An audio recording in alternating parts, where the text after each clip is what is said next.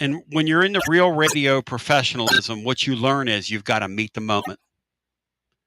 And today, Brian Hartman, we are going to do just that because our film guy is going to be here, Bri. We're going to break it down scientifically, Bri. You excited? Yeah. Yes? He likes Aguilar. He loves him some Aguilar. He liked him before anybody else did. There's a video out there, and I don't call it a video, but I call it a video, circulating with Joey Aguilar's mom and the grandmom, and she's at the Charlotte airport, and she's teaching her how to sing Rocky Top. And, John, this thing, they couldn't be a more polar opposite than Nico and his crew. On the field and off the field. I mean, it is... In your day of doing this, right, have you ever seen anything like this out of nowhere where a guy just falls into a team's lap? A guy leaves a team for dead, runs to the left coach. You say, why are you talking about Nika? Because it's a big part of this story. I mean, unless your eyes are closed, this is a big part of this thing. Hey, if Nico doesn't leave, I don't know that Tennessee feels the way they do about their team this coming into this week. John, do they? I know the fans don't. The fans really believe in this guy. And he's given them no reason not to believe. I think the contrast is extremely striking, though. It's just the third weekend of the full season. Mm-hmm. And Nico will be playing on a Friday night against Northwestern. Mm-hmm. How many people do you think will be there for that game, Tony? I don't know. 20. They play New Mexico. New Mexico, that's right. New Mexico. Does New Mexico... It's even better. Does New Mexico travel well? Oh, I'm sure. I would think so. I'd say they'd have... Tens of people there. They could have 80, 90 people there from New Mexico, so that'll help.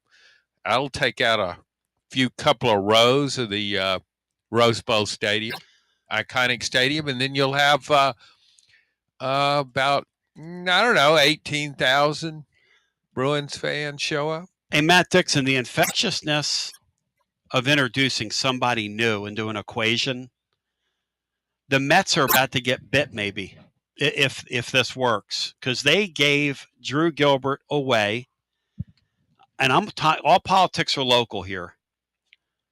Chemistry in sports is a mystery. You talk to coaches, and sometimes they think, I really like my team.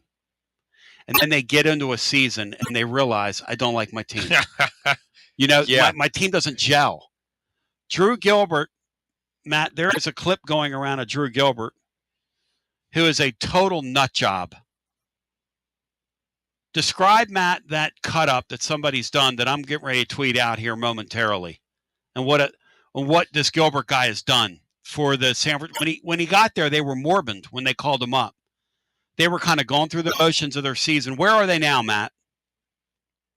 They're currently 3 games out of the final wild card spot, which is held by the Mets, who actually are the ones who traded him to the Giants. But no, he's become that infectious clubhouse kind of nut job, which baseball teams need, with all the antics and the celebrations.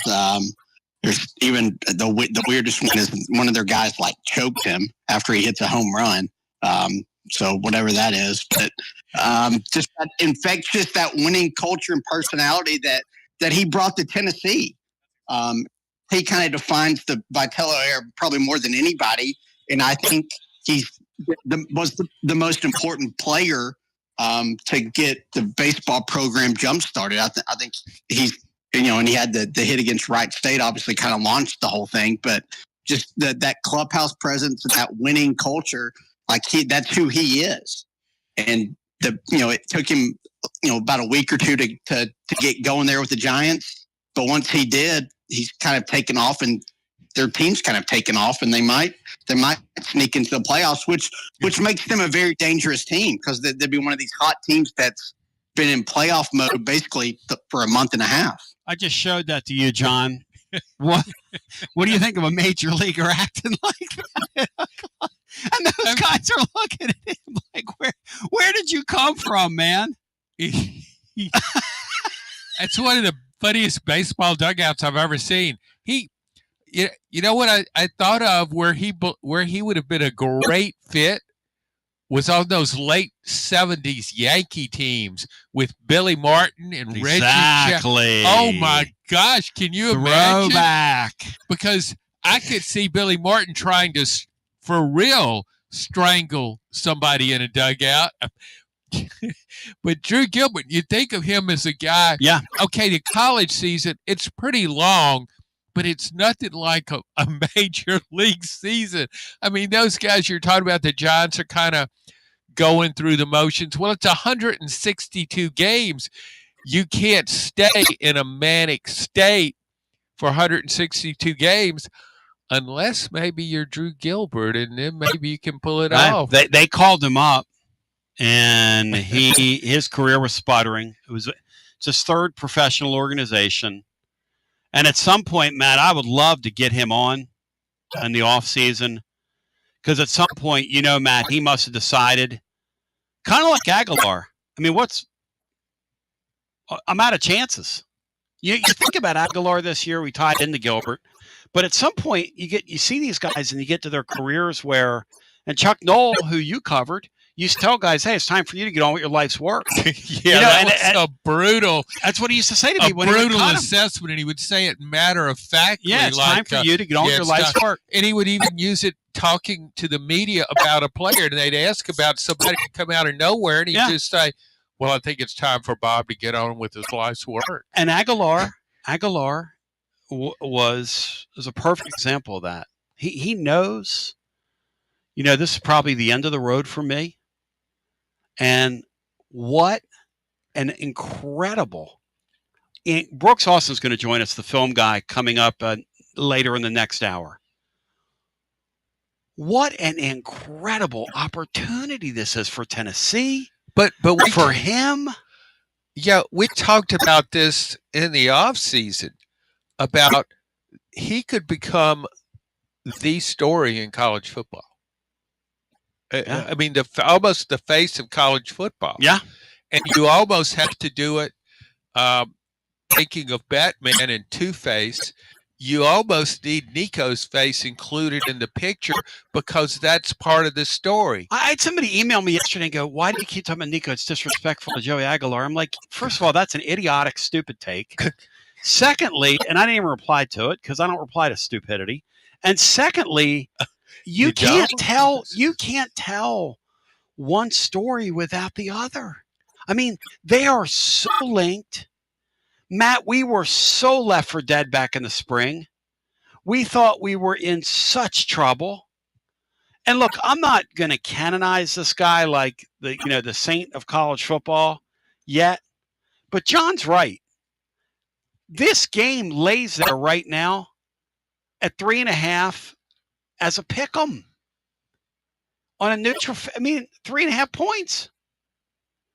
3.5 points. Okay, so down there it's 6. I kind of got that revert. But still, these two teams are laying right on top of each other. Matt, they've got a quarterback that's never been in this environment.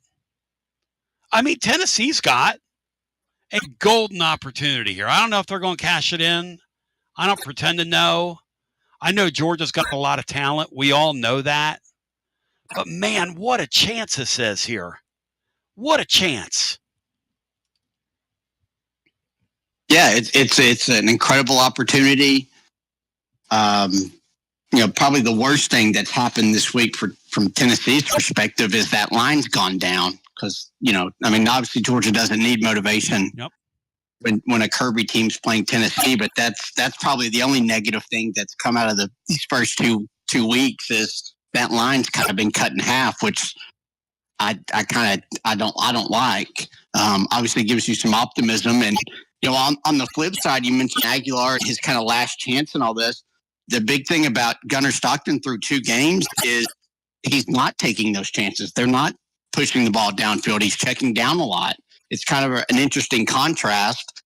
And we'll see on Saturday if that continues, because obviously neither team's really been tested. Georgia, obviously, even less than Tennessee. So it will be interesting to see. And, you mentioned Aguilar and his mom and grandmother. I mean, that's going to be a big feature on game day, I'm sure.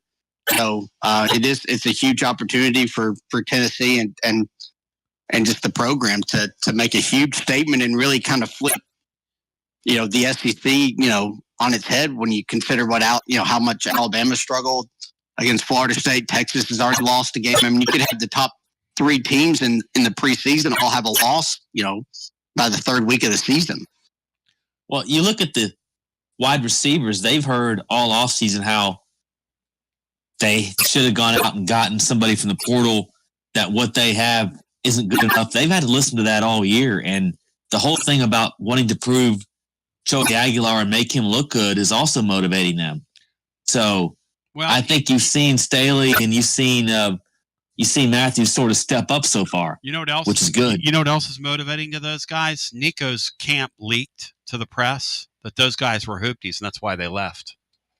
That's got to urinate those guys off, John. Yeah. There's a whole lot of motivation laying on the table, as if, like a gal yesterday asked Heupel, is there any concern about your focus of your team this week? Yeah, I'm really concerned.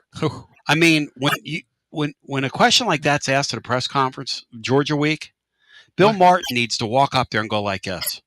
Okay, everybody, we're done. If that's a question, we're out of here because if you can't focus this week, I mean, with everything, they could be the it team, John. Come nightfall Saturday night, they could be the it team in college football. Joey Aguilar memorabilia, Joey Football, hashtag Joey Football, could be selling from coast to coast. Hashtag Joey Football. Oh, there's no doubt about it. And I think they're adding something to this game. And when you're talking about Joey Aguilar, Gunnar Stockton in Georgia, completely different story, but there is some similarity. Think about it. Now, he wasn't traveling all over the place. He wasn't pretty much discarded and ignored as a college football player, as Aguilar was. But Gunnar Stockton went there to Georgia and just kind of sat on the bench for a few years. And Carson Beck was the guy with the big arm, making a lot of money, and kind of just an aloof guy who just didn't seem engaged with the team. Whereas Gunnar Stockton has that Aguilar effect. The team embraces him. He's really a part of this team.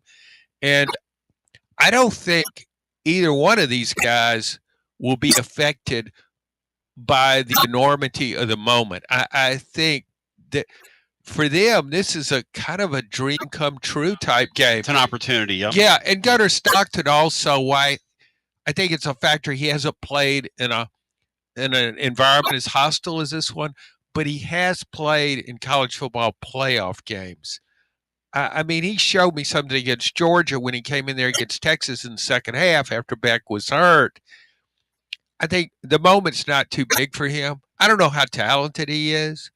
I think Joey Aguilar is a better passer than he is. You told me Saturday night, John, you don't know what kind of playmakers Georgia has at wide receiver. You think that should be a real concern of theirs coming into an environment like this? I think playmakers overall for them. Keep in mind when you go back and you look at Georgia's success story, it was that tremendous defense, a deep defense, talented defense. It's hard. You watch NFL on Sunday, these ex-Bulldogs just keep popping up on defense. They're all over the place. Yeah. Look at the Eagles. Yeah. He's playmakers. They had on those championship teams, they had Brock Bowers, and there's really, I don't know if there's ever been a player quite like Brock Bowers in the SEC. Yeah, he just does everything. And Ladd McConkey was a tremendous wide receiver who clicked right away in pro ball. And I think it wasn't until he got to the NFL and people say, oh, that guy really was, he's a plier. Yeah, he can flat out run. I think he was the white stereotype. He's a possession receiver. No, that guy can beat a lot of cornerbacks deep. So, but I look at Georgia now, I don't see those guys. I think a real key to this game, though, is Zachariah Branch. the transfer from Southern Cal because he is a playmaker. And he gets the ball on a putt, kickoff, quick screen. He is something in the open field. Hey, Matt, the question for you is when we come back, this Georgia bunch, you talk about how they didn't push it down the field at all in the first 2 weeks, and they haven't. They're letting this guy run. And is that by design? And on defense, they've made a lot. And Brooks Austin, they've been talking about how they haven't been getting home with their pass rush. Is Georgia just saved it up? And have they just gone through the motions entirely leading up to this game? And we'll talk about that, and then we'll get some calls in. We have four calls all lit up. If a line ever becomes available, which is like wasting food. As a young child, we were taught you don't do that. And so if a line ever does become available, which is a great natural resource, there's earth, wind, fire, oil, and an open line on here. We'll take a brief time out and come back with more. We don't waste our natural resources. We take this calling. It's sacred. We take it seriously after this. Searching for a great local coffee? I'm Billy with Grade A Grounds. You can buy our freshly roasted coffee online and support a good cause with every sip. Great coffee, greater causes. Visit our website today, gradeagrounds.com. You got to dream about buying some land and building on that land. Well, Waterside Contracting is your ticket. 25 years of making dreams come true, Michael Scott. For hundreds in our area, custom homes or remodels, Waterside Contracting will build on your lot. They do incredible work all over the area. Structural integrity, quality without compromise. It's a way of life with Waterside Contract. Check out the wonderful work Waterside does. WatersideContractingLLC.com. When it's time for your dreams to come true. Quality without compromising. Waterside Contracting. Preparing food for a big gathering can really take it out of you. That's why you need to call Calhoun's and check out their selection of party platters. Whether you're hosting a party for the big game, a reunion, or just an everyday gathering, a Calhoun's party platter is next level. Choose from Calhoun's always excellent chicken tenders, fly with Calhoun's wings, or boneless wings with a variety of dipping sauces, award-winning next-level melt-in-your-mouth barbecue ribs, or delicious spinach artichoke dip, or get one of each. Plus, if you're doing burgers or sandwiches, Calhoun's has lots of side dishes like spinach Maria, baked cinnamon apples, Smoky Mountain baked beans, or creamy coleslaw. Available in pints, quarts, and gallons. And to finish things off, pick up one of Calhoun's great desserts to go, including homemade cheesecake or key lime pie. Calhoun's, simply your go-to party headquarters. With 9 locations all over East Tennessee, you can order online and just pick it up. Calhoun's, one of the Copper Cellar family of restaurants, along with Chesapeake's, Copper Cellar, Corner 16, Cherokee Grill, and Smoky Mountain Brewery. Eat local, eat good. When it's time for your next move, you want to get your precious belongings from point A to point B with your peace of mind intact. That's why you need to call my friends at Gouffon Moving and Storage, East Tennessee's moving legend. Gouffon Moving and Storage has been helping East Tennesseans move since 1887. That's 138 years, 5 generations. That's even longer than the Dooley, Jones, and Pruitt era combined. Gouffon Moving and Storage are pro movers, serving Knoxville, surrounding areas, and interstate moves too, both residential and commercial. And we'll provide you with personalized service that other corporate movers simply cannot. We know how to move all types of items. We pay careful attention to our clients' valuables. Your satisfaction as a customer is our absolute priority. As the oldest continually owned and operated family moving business in the United States, when it's time for your next move, it's Gouffon Moving and Storage. And storage, it's secure and vaulted. Our newest offering of commercial storage logistics, we offer receiving, storage, and delivery services for all your business logistic needs. See more at Gouffon.com. That's Gouffon.com. Or check out the link at tclub.team. When it's time for your next move, East Tennessee's moving legend, Gouffon Moving and Storage.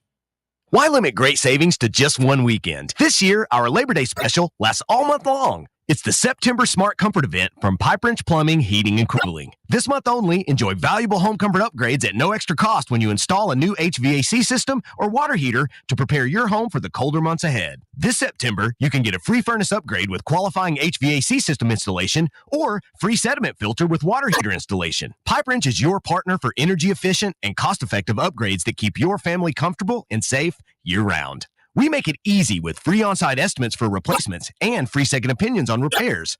And if budgets are tight, we offer flexible payment plans including 0% financing with credit approval. No rush, no stress, just smart seasonal savings for HVAC or water heater installations until the end of September. Call Pipe Wrench at 865-264-8090 or book online at pipewrench.com to schedule your appointment today. And as always, same-day service guaranteed or the visit is free. Life never stops moving. And between the 30-minute commutes, daycare pickups, weekly soccer practice, Tuesday night yoga, X number of coffee runs, and that weekend trip to grandma's, you're racking up the miles. What you need is a tire that can keep up. A tire designed for doers. A tire that's going to last. Like the exceptionally long-lasting Michelin Defender tire. With an 80,000-mile warranty and the safety and comfort you expect, you can forget all about the miles ahead and focus on getting to your destination or conquering your to-do list. Fleet Tire, I-275 exit 1B at East Woodland Avenue in Knoxville. That's Fleet Tire, I-275 exit 1B at East Woodland Avenue in Knoxville. Fleet Tire. Inward Half is committed to the game and the memorable moments that happen in between. From the tee box to the tailgate, from the green to the big game. For the first birdie with Dad, the first big win with Mom, Friday night lights, Saturday superstitions, Sunday traditions. Fall into the comfort and unparalleled performance of Inward Half. This fall, enjoy the walk-in. Are you tired of hiding your smile because of crooked teeth? At Knoxville Smiles, we've got the perfect solution. Invisalign. No metal, no wires, just clear, comfortable aligners that straighten your teeth without anyone noticing. Eat what you want, smile with confidence, and see results in as little as 6 months. Call us today for more information about Invisalign at 865-539-1776. Or just visit us online at knoxvillesmiles.com. Smile brighter with Knoxville Smiles. Out-of-town law firms have been swarming into East Tennessee lately. From Memphis, Chattanooga, and Birmingham, they've stormed into the area. Wouldn't you rather do business with a local firm? You know, a true neighbor. Marcos Garza and the pros at the Garza Law Firm are just that. There are neighbors and friends that support local causes year-round. The Garza Law Firm works to serve you professionally on criminal matters, injuries and accident matters, and Social Security and disability filings. The Garza Law Firm is here for you at garzalaw.com. The Garza Law Firm. Let us help. Tita to be back with you. 865-200-5402. The show we put on during our timeouts here, and people that are watching us on, Twitter and Twitter Spaces. You're getting the news, the weather, traffic, and the sports. We're going to go to our phones. 865-200-5402 is our numero. If you want to get in the hunt and in the mix with us, hey, Matt, how much of what we've seen from Georgia is real? Then we go to the phones. We open up our TLD Logistics phone lines. What do you think? I mean, I think they're defensively, they're going to be great. They actually weren't last year, and they look to be a little improved there. Offensively, they've really made an emphasis on running the ball. Offensive line's an issue. I mean, they really struggled against Austin P, and we're rotating a bunch of guys. And they don't have a downfield passing game yet, but that's kind of been a problem of theirs without good receivers. But it's a typical Kirby Georgia team. I think they just got a young quarterback that they haven't given the reins to, and isn't fully comfortable running their full offense. Matt, I'm always suspicious though when I see Georgia sort of loping through some games. I mean, I've seen it so many times, even with their championship teams. I remember a game against Missouri where Georgia looked like it was going to lose that game against a mediocre Missouri team, and then all of a sudden they flipped a switch in the last quarter and a half and pulled away. So, and you bring up a really good point about the offensive line. Even in that Marshall game where they were very productive, the stats were fine, but a lot of times they barely converted. They had 4th and 1s. Their offensive line is not blowing people off the ball, inferior opponents, and I think that raises a question. Again, though, I just don't think that's the team Tennessee's going to see Saturday. I think Tennessee's going to see a Georgia team that's just very fired up. It's just going to be, I think they're going to come off the ball differently on that offensive line. They do have an injury there. But that when I look at Georgia, and I don't think it's that great a team. I mean, great defense, but not an overall team. But then I have to remind myself, yeah, well, that's kind of how Georgia looks sometimes under Kirby Smart. Then when it gets to a big game, it looks completely different. But that's who they are. And until Georgia shows me differently, they're just kind of playing around in those first 2 weeks. Now, they get on the field with Tennessee and they can't do anything, and all of a sudden, then you can draw your conclusions. That's what this week is. This week is Nashville Lee said at our first episode of our Winners and Losers program presented by our friends at Dos Equis. This is fact-finding. This is fact-finding weekend across the league. A lot of these teams haven't played anybody. Now, we found out some stuff about Florida last week. They didn't want you to find out. And it might be that we find out some things about Georgia, coming up that they didn't want you to find out. Or it might be that Georgia's doing Georgia things like John said, and they're just kind of, they're bored. They're so good that they're bored, and they play a game within a game.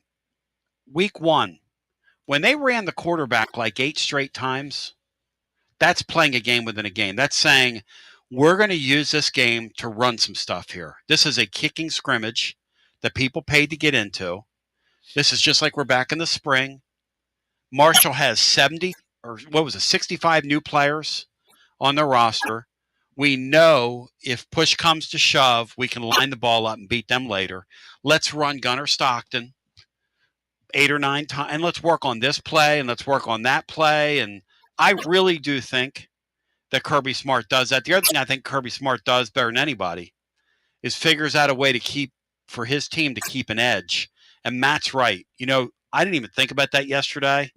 That thing with that line, he's going to put that all over that damn bulletin board down there. Nobody likes you guys. Nobody thinks you guys can do this. He'll have those kids. Those guys will feel like they're Temple taking the field against Oklahoma. This weekend. And why in the hell is Oklahoma traveling to Temple where they're going to play in front of like 150 people?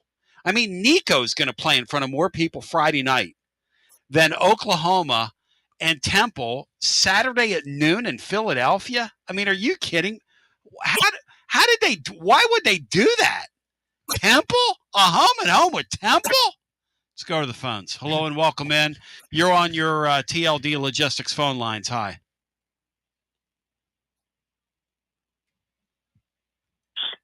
Hey, welcome in. Hi. It's me, Tony. All right, stay right there. Hi, welcome in. You're on the air. I don't think of Bill as a leadoff hitter. It's Jason from Atlanta. Hey, Jason, welcome in. Bill's too good to bat leadoff. We all love our normal quarterback. You know what's great about our quarterback in this game? We got a quarterback going into this Georgia game that doesn't know he's not supposed to win this game. We don't have to worry about the mind games going on that we had to with the last 2 quarterbacks. So this is a kid that, like you guys said at the beginning of the show, he's got nothing to lose, man. He's playing with house money, and it's fun to watch this team for the first time in 3 years. But hey, John, Jason called the show. Jason called the show last week and said his adjective when you start with Garantano and you watch some of these quarterbacks. He said we've had some weird quarterbacks. Garantano was a weird quarterback. Weird. Joe Milton was a really weird quarterback. Yes. Garantano was weird. I mean, the guy last year was weird. Say what you want to say. That was weird quarterback play from him. Just the beginning of the year, the middle, the end, weird. The whole thing was weird. Isn't weird a great adjective to describe what we've seen aside from Hooker? And then our first couple games of this guy who looks like a normal player. Jason really hit it because I think you get one of those. You think one that'll happen occasionally, but you're right. And it's also with the last two quarterbacks, they had some ability. It's not like they were devoid of ability, but they didn't fit this offense. And I don't understand why Josh Heupel thought they fit this offense. The guy's a great offensive coach. He runs his system. He knows what it takes to excel in his system. But he did. It was as though, why did he think they were a good fit for this system? And you know what, and Jason? they were anointed quarterbacks. And they were anointed quarterbacks. Yep. They knew it was their job. Yep. Hooker had to claw and scratch. There's no way he lost that quarterback competition. I mean, you can't convince me he lost that quarterback competition. But I agree with you guys. I've seen Georgia do this against Norcross State, the College of Charleston. And we watched them play, a week or two before we played them. And we're like, oh, man, we got a chance to beat Georgia. That ain't the same Georgia that shows up in Knoxville or in Athens. Every year we tell ourselves, man, maybe Georgia's down. Maybe Georgia doesn't have it all figured out. And then they put 50 points on us. So I don't think that what we've seen the first 2 weeks is what we're going to see Saturday. I think we're going to see the buzzsaw that is the Georgia Bulldogs. But I love our quarterback. And I'll leave you with this. I do think he goes into this game not knowing he's not supposed to win it. And he's going in it to win it. And he's got a team that believes in our quarterback for the first time in 3 years. So go Vols. I'm out. Thank you, my brother.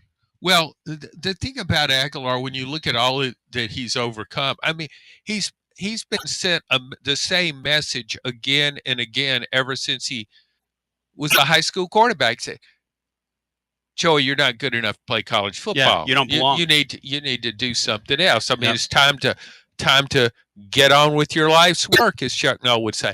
Yeah, so you keep hearing that, and you keep hearing that, and then you keep saying, well, no, Diablo Valley Mountain College or whatever that place was, he exceeded expectations at places like that.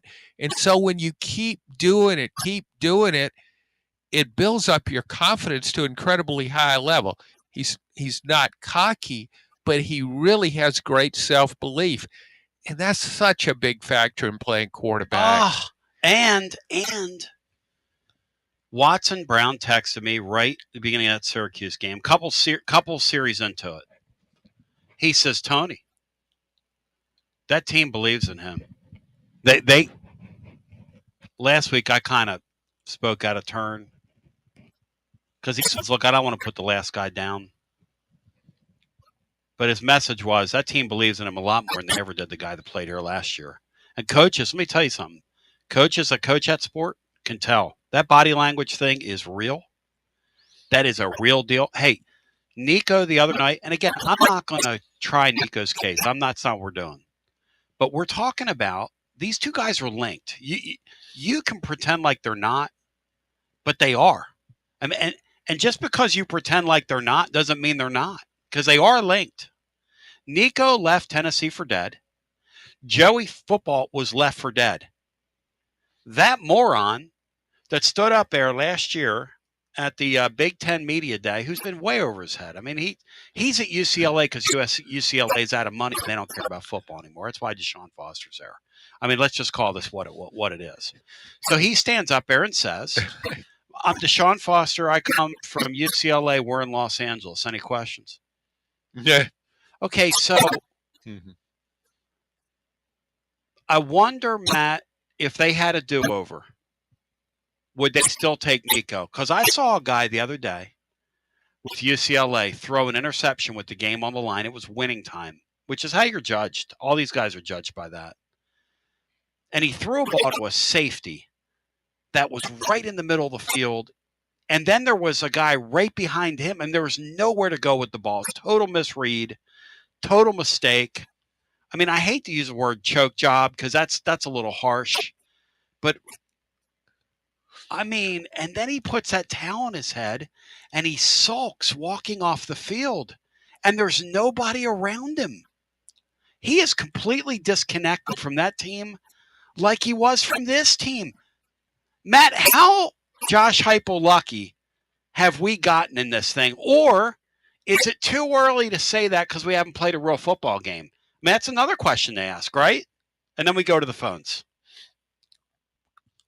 I think it's fair to say that that Aguilar has a much higher floor than maybe we thought.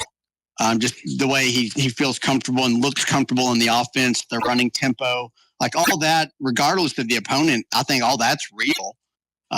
He feels comfortable. He gets the ball out.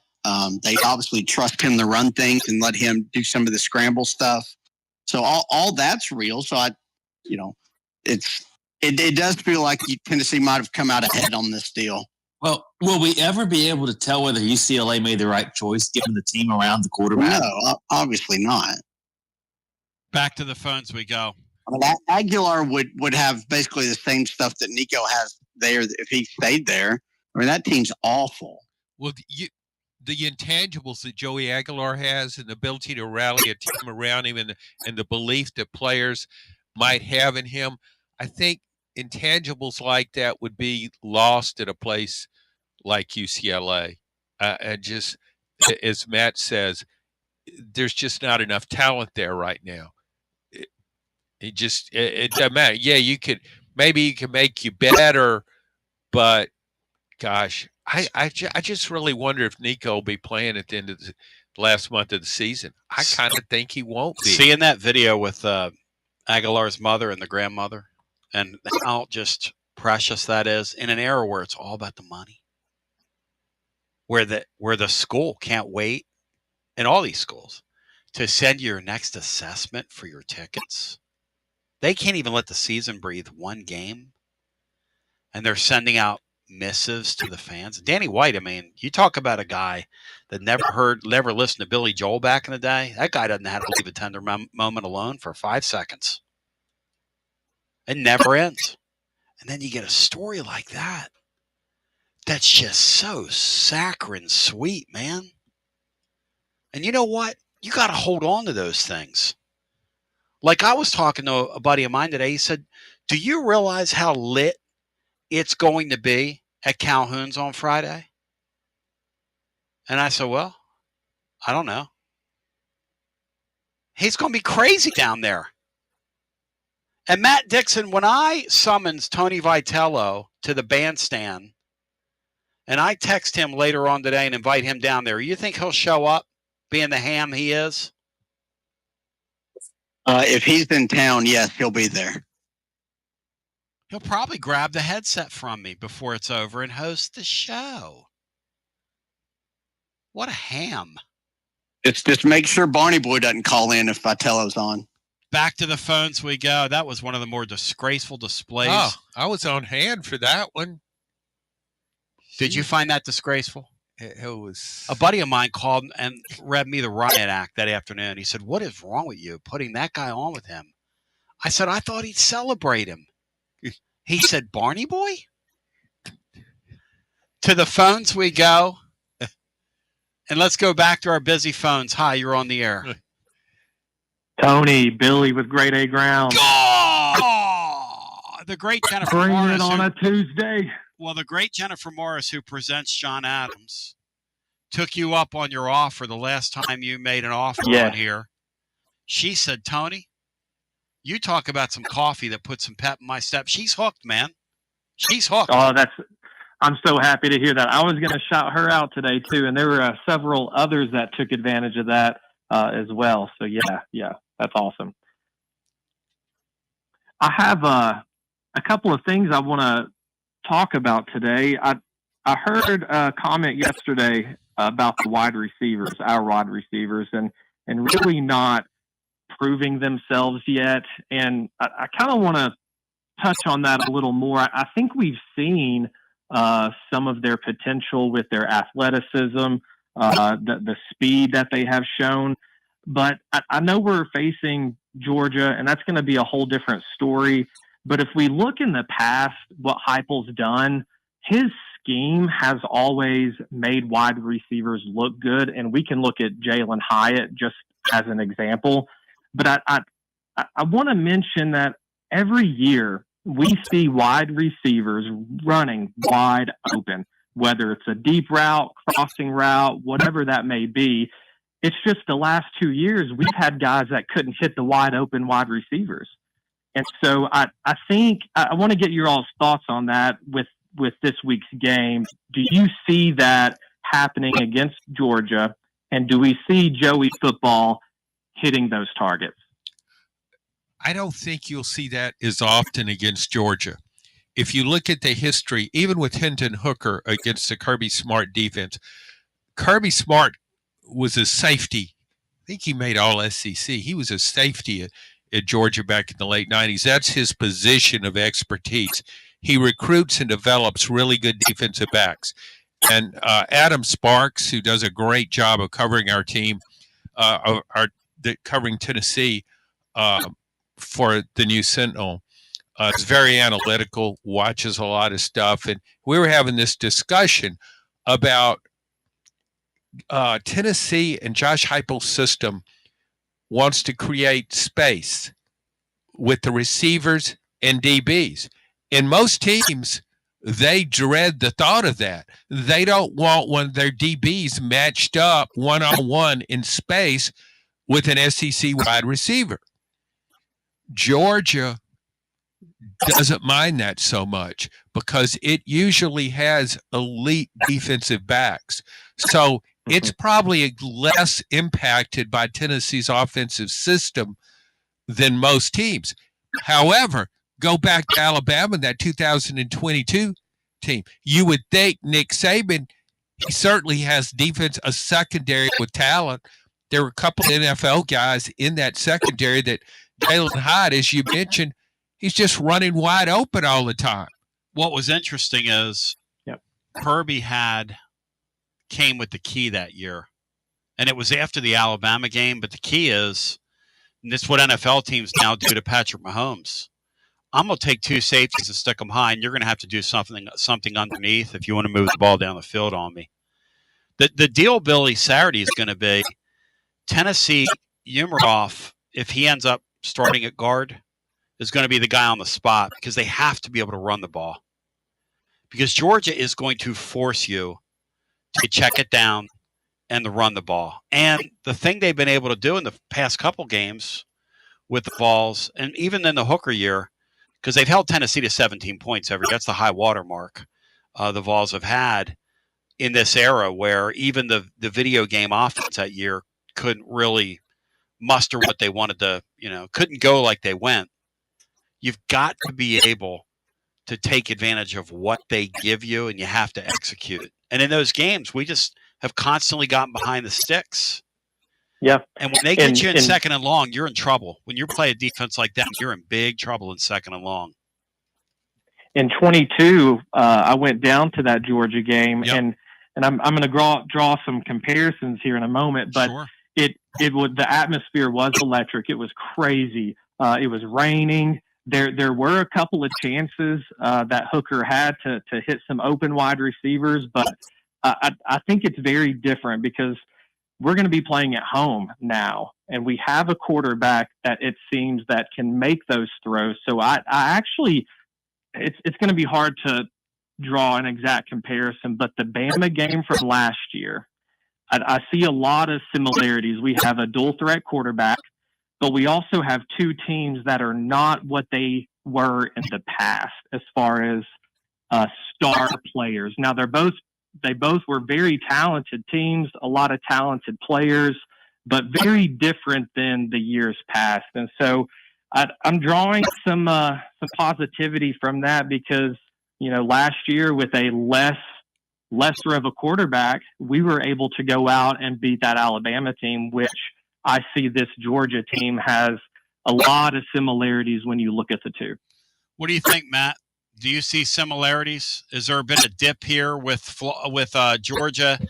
Could this be a tweener year for them?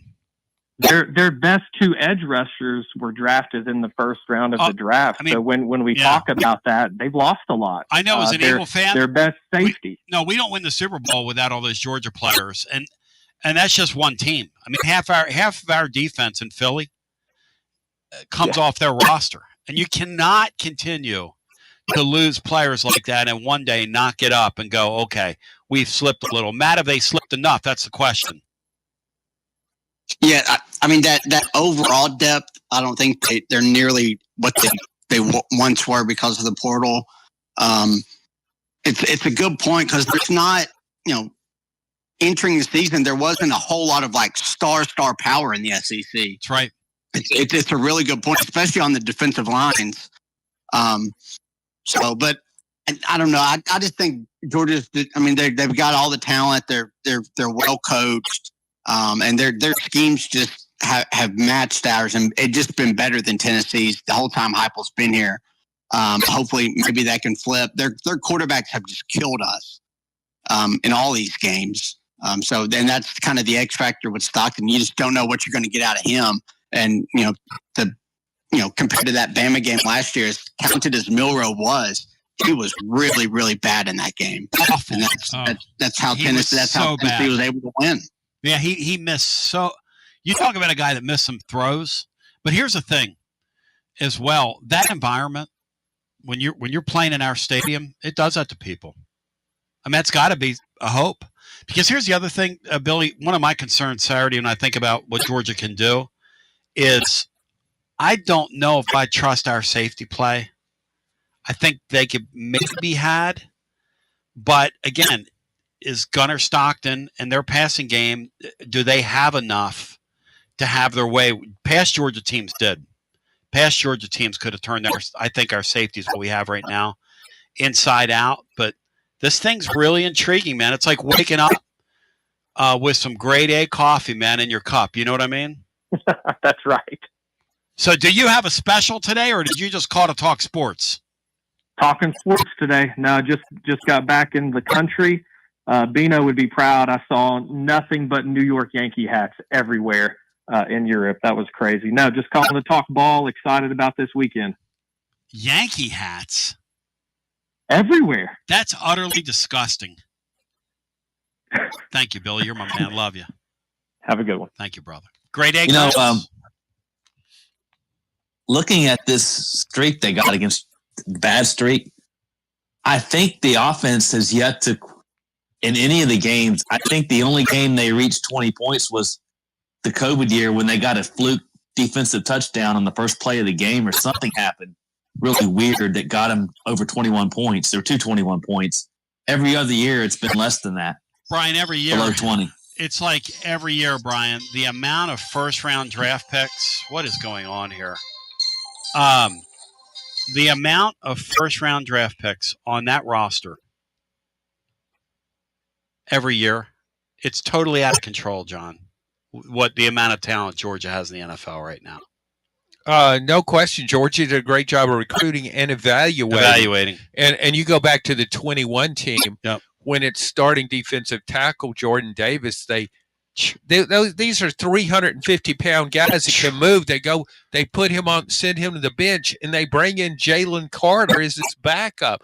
Those are 2 first-round draft picks that now star for the Eagles. So I think one of when you were talking about open receivers against Georgia, when you have that open receiver, you're not going to get open as much as you do against other teams.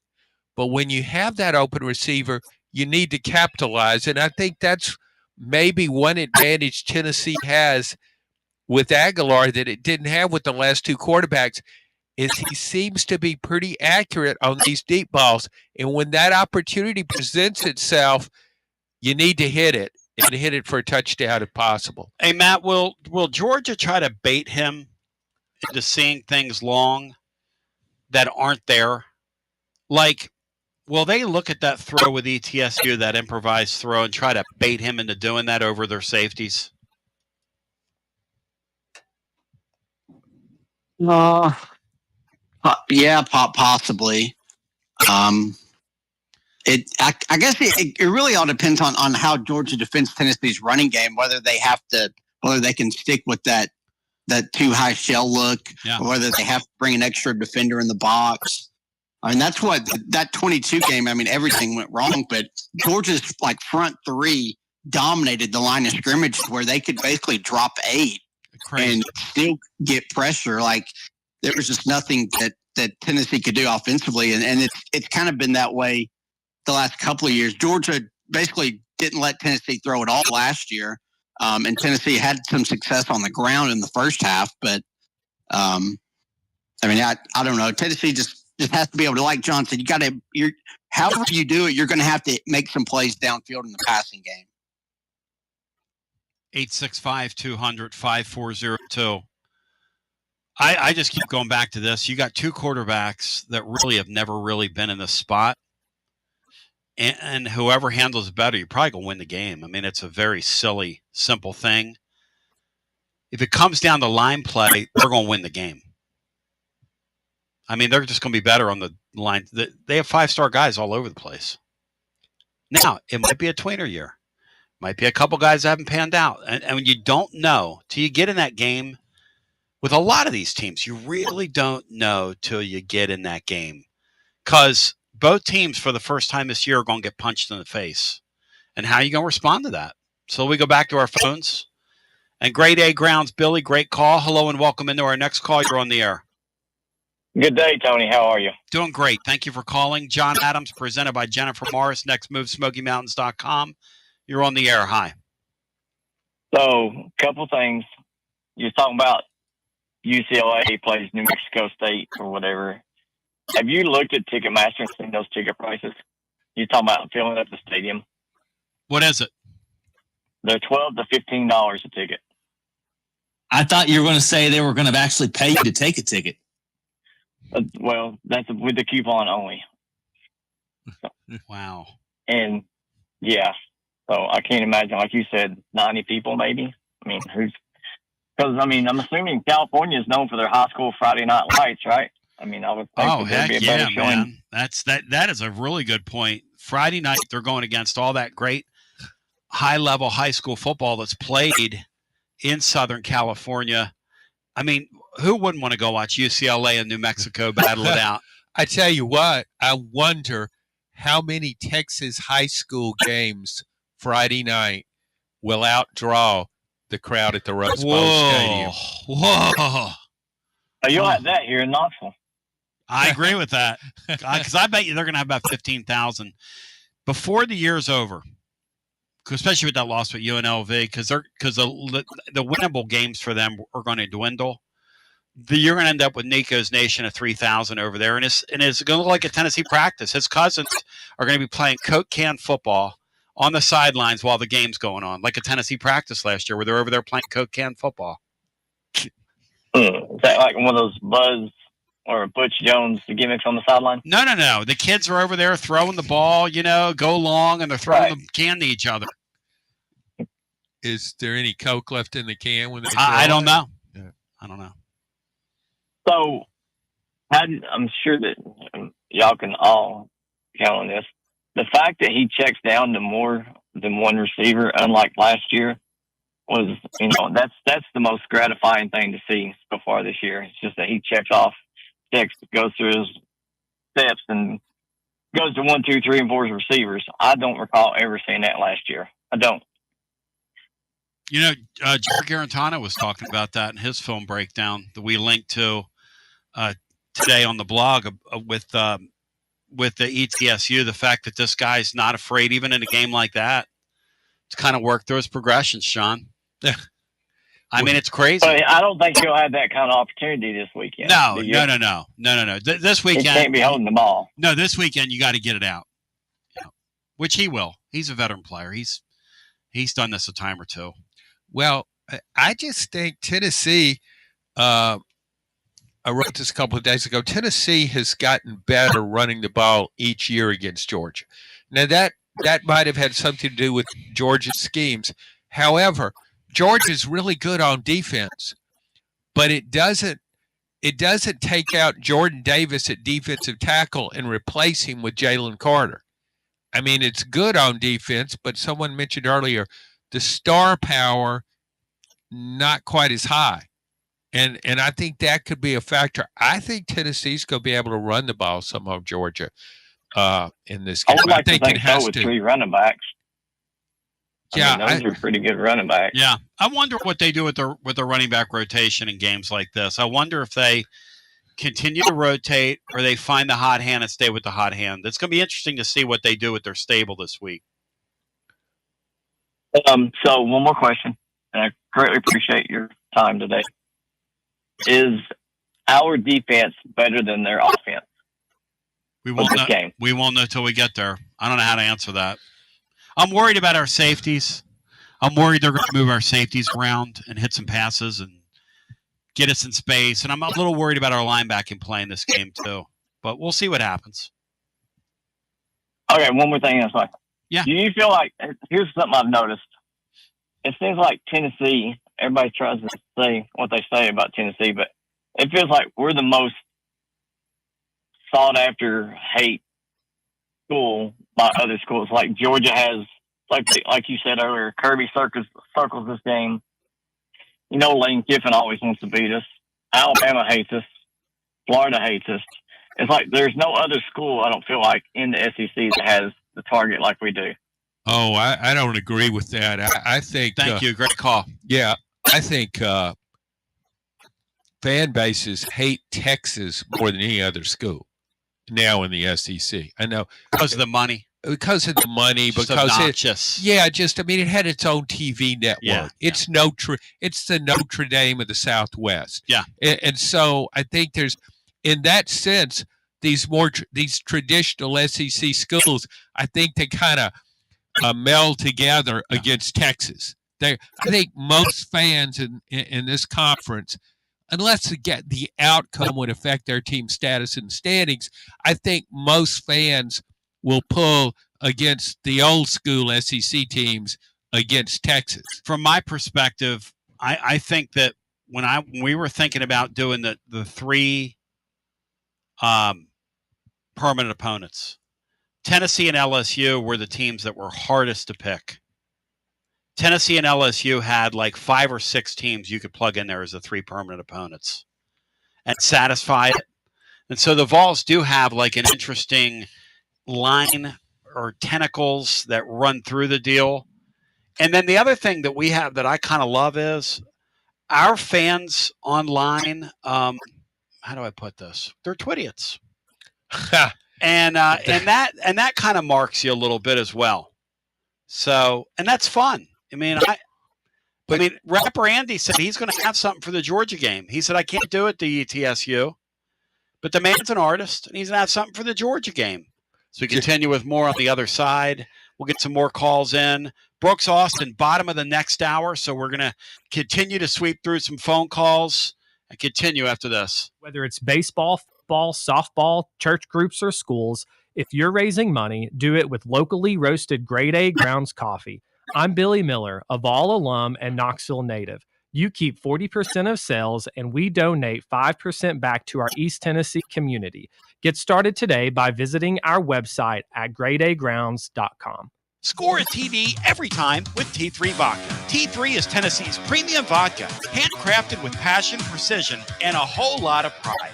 T3 Vodka is taking the volunteer state by storm. T3 Vodka, handcrafted in the majesty of the foothills of the Great Smoky Mountains, where quality isn't just a promise, it's a way of life. Filtered 10 times and 80 proof. T3 Vodka delivers a smoothness that's unmatched. This dedication to excellence has already earned T3 Vodka prestigious accolades. T3 is a 5-time gold medal winning vodka and the 2025 SIPS Consumer Choice Award medal winner. Whether you're sipping it neat or on the rocks or mixing up your favorite cocktail, T3 Vodka is your choice for a premium, award-winning experience. Score a T3 TD and ask for T3 Vodka by name at restaurants and wine and liquor stores today. Drink it neat, drink it right, drink T3 Vodka, and score a touchdown every time. T3, Tennessee's premium vodka, distributed by Athens Distributing Company. Please drink responsibly. Basilio here. No one does it like Alumni Hall. I'm here to tell you, living ball fan, only one place. That's the best place to shop for Tennessee gear, and that's Alumni Hall. The best and largest selection of Tennessee apparel for the whole family. Top brands like Nike, Champion, Columbia, Peter Millar. Load up on hats, accessories, Yeti, all your tailgating necessities. Download the Alumni Hall app, click account, and it'll tell you how much Hall cash you've earned. You earn $10 in rewards for every $150 you spend. Alumni Hall, with physical locations in Murfreesboro, Bristol, and 3 locations in Knoxville, now open in Johnson City. Pop into Alumni Hall and get ready and tell them Tony B sent you.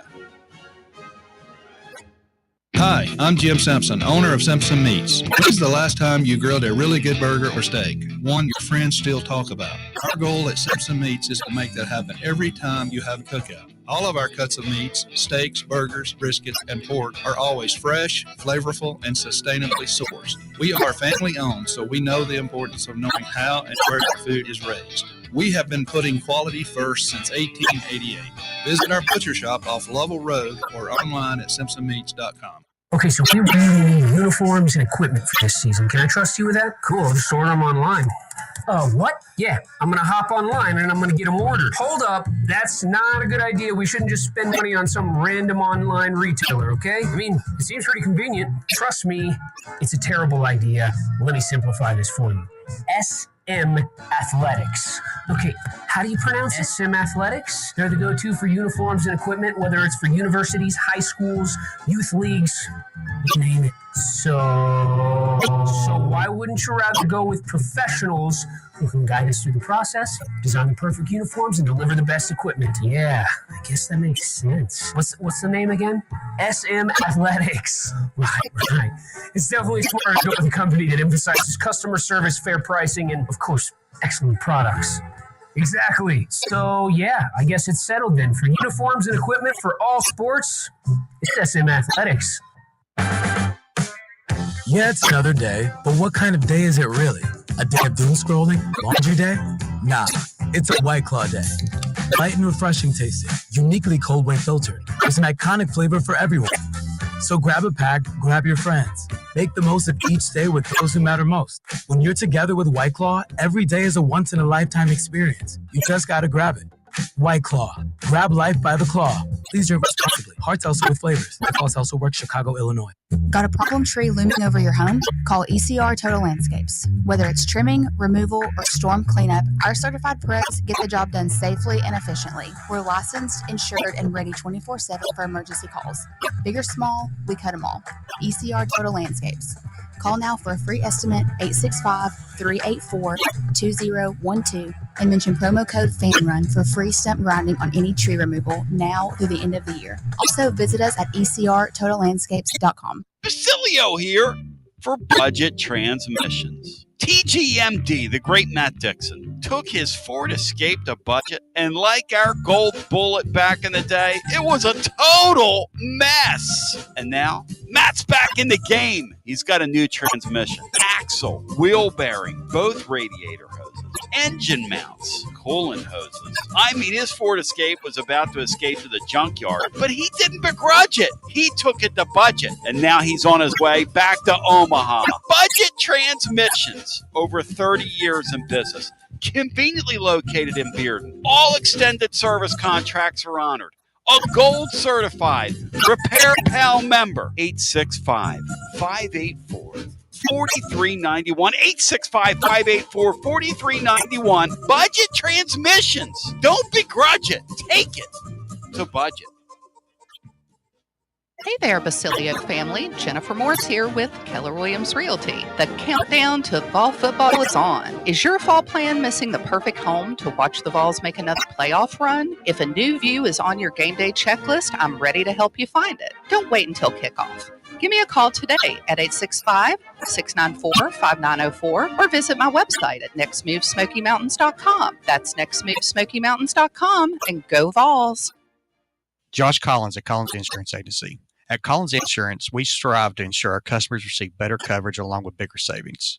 Our community is important to us. We want to provide exceptional service to our customers. Anybody can provide great rates, great coverage, but can you also get great service? And hey, don't just take my word for it. What's up, everybody? Zakai Ziegler here. My family turns to Collins Insurance Agency for the best service, coverage, and price. So don't just go online and get some random insurance. Experience the Collins Insurance difference. Like he said, experience the Collins Insurance difference. CollinsInsuranceTN.com. CollinsInsuranceTN.com. And hey, their Mama ZZ approved. CollinsInsuranceTN.com. Thank you to Josh Collins and ZZ. One more thing, Tony. Go Vols! You're listening to FM 105.7 and AM 1340, WKGN Knoxville, and W289CU Knoxville, Fanrun Radio. Tina to be back with you. Hour number 2, we're fan running today. Fired up, focused, and prepared for you. Chase Thomas coming up. I'm pumped. This weeks like this, you got to meet the moment. Brian Hartman just shared with me that one of our nemesis out west is trying to make nice with our fan base. So, Brian, share it with us. Joe Klatt thinks that Tennessee is going to beat Georgia on Saturday because he thinks they're more internally motivated. And he has no animosity toward the Tennessee fans about what he said in the backlash because he said it may not be the kind of offense that develops quarterbacks for the NFL, but he said it's a damn good college offense. Radio gets results, and so do our Twidiots. Y'all mobilized on him. Boy, that will. You showed him the light of day. He saw the light, John. Yeah, right? Tennessee's Twitter force is internally motivated, to use a Joe Klatt term.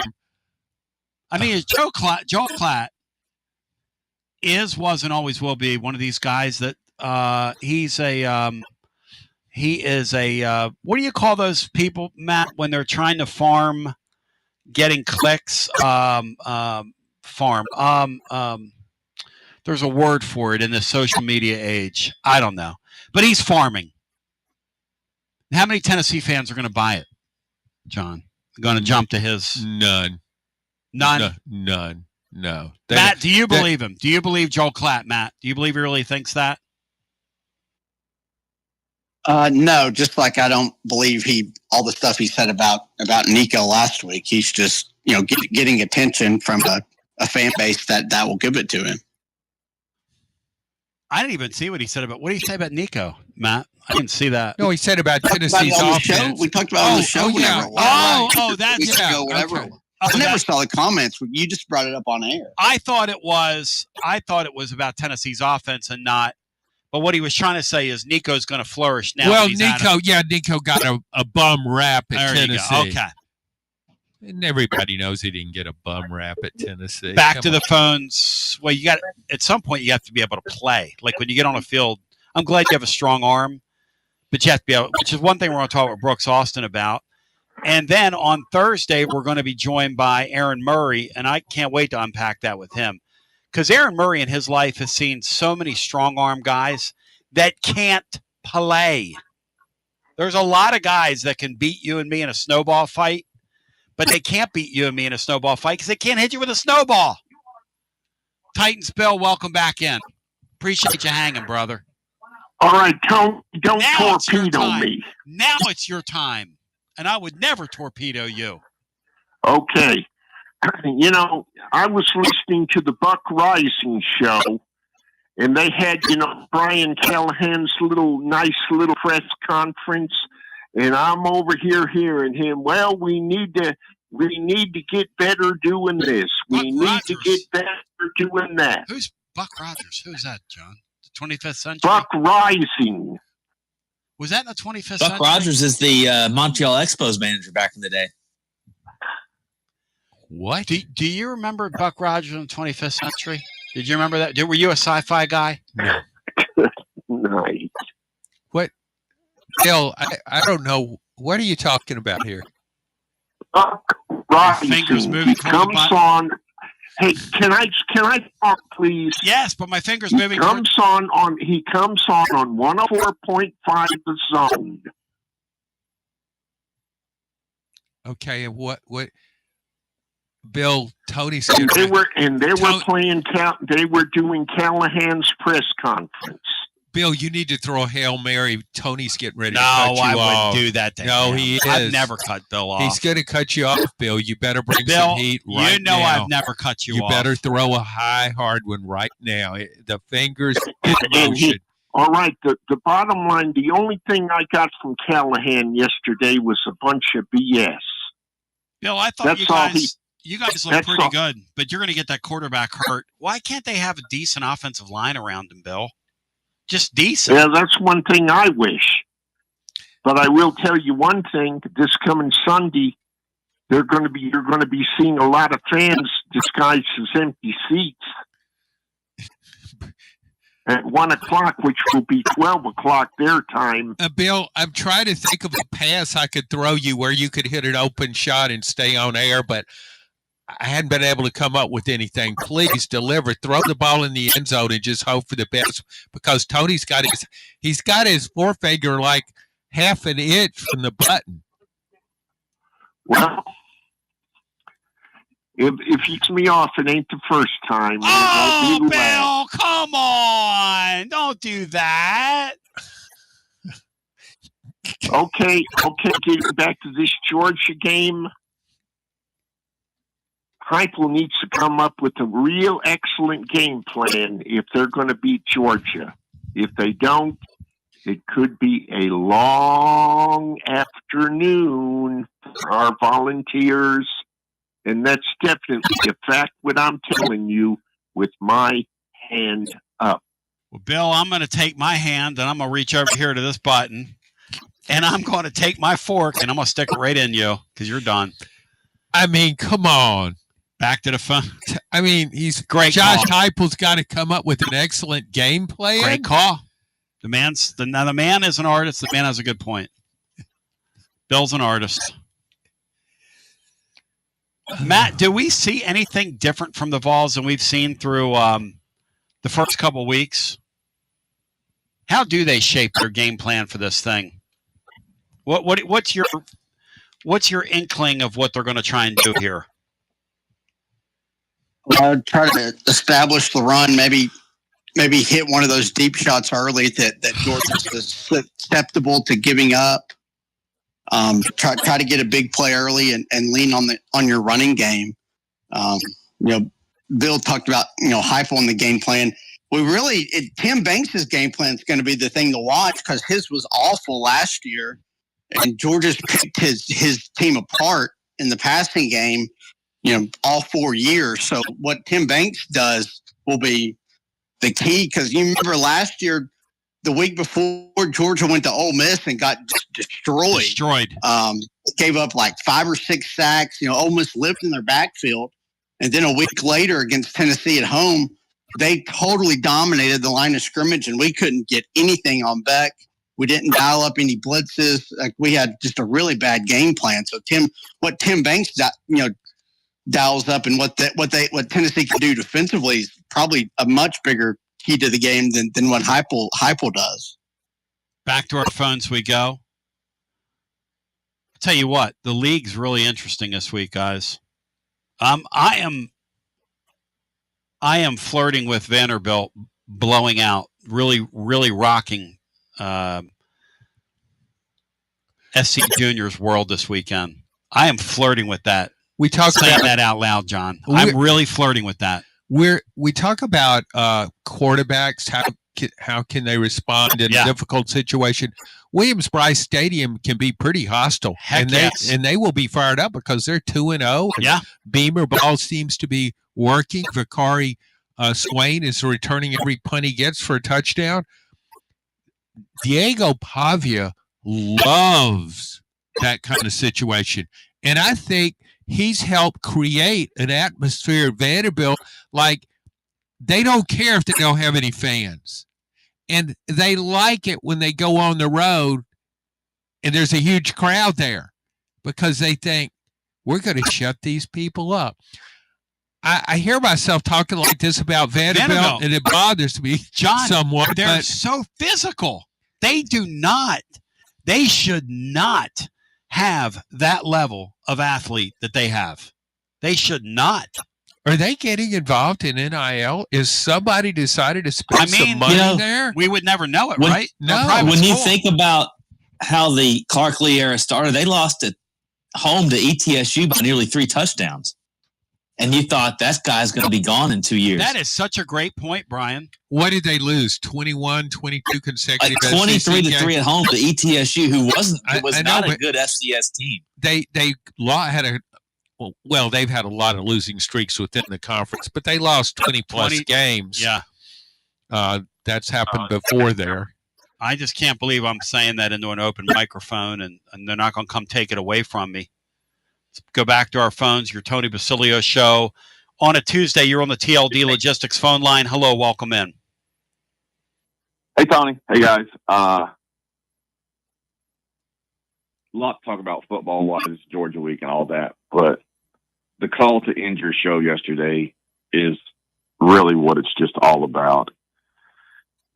Brought a lot of tears to a lot of people's eyes listening to William's dad speak. It was beautiful. It was touching.